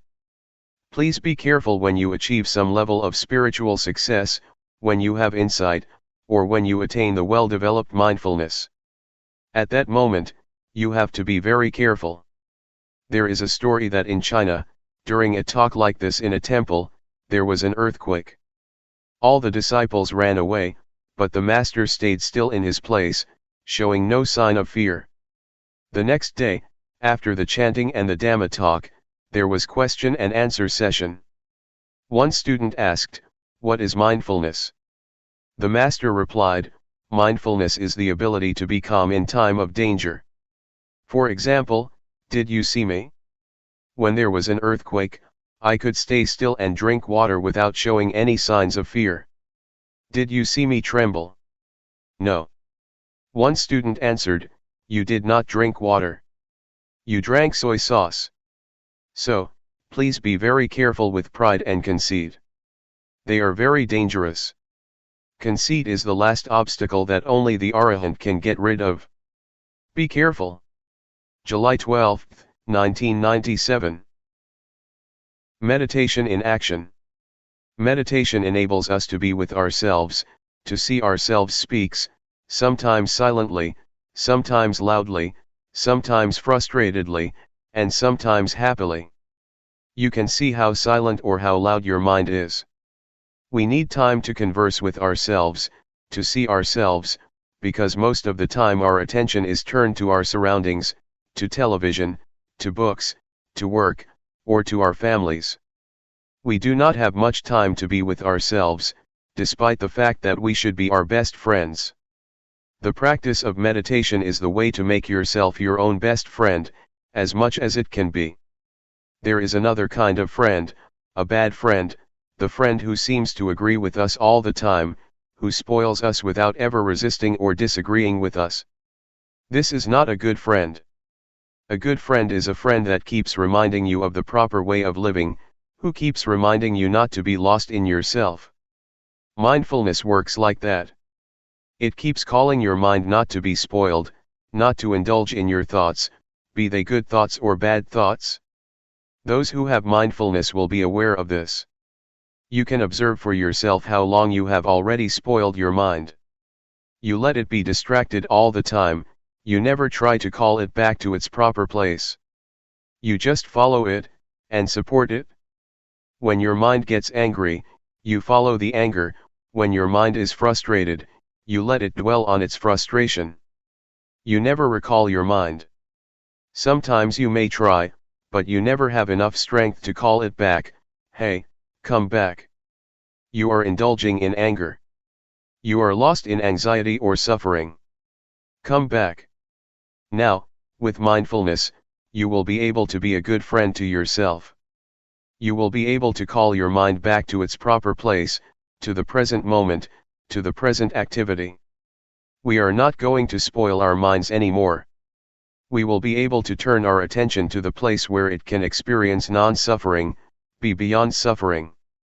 You may call it happiness, if you like. But if you have insight, you will know that happiness is also a kind of suffering.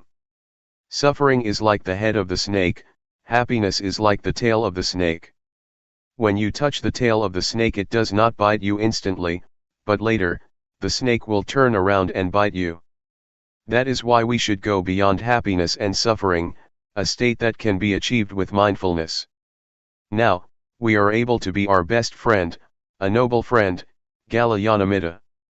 Galyanamitta means noble friend. It is like this with weeds too. Weeds are undesirable in some respects, but if you arrange them properly and skillfully, they can live peacefully with the flowers, and become part of a beautiful garden. Weeds are not useless all the time, in some situations they are very beneficial.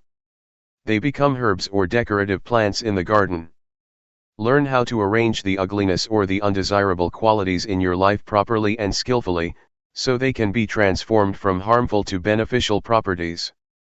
Anger can be transformed, anxiety can be transformed, jealousy can be transformed, hatred can be transformed, but these transformations are not possible, if you do not know how to come to terms with them.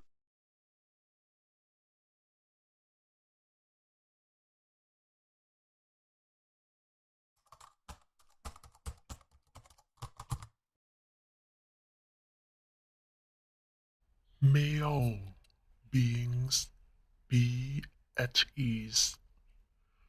Whatever living beings there may be, whether they are weak or strong, omitting none,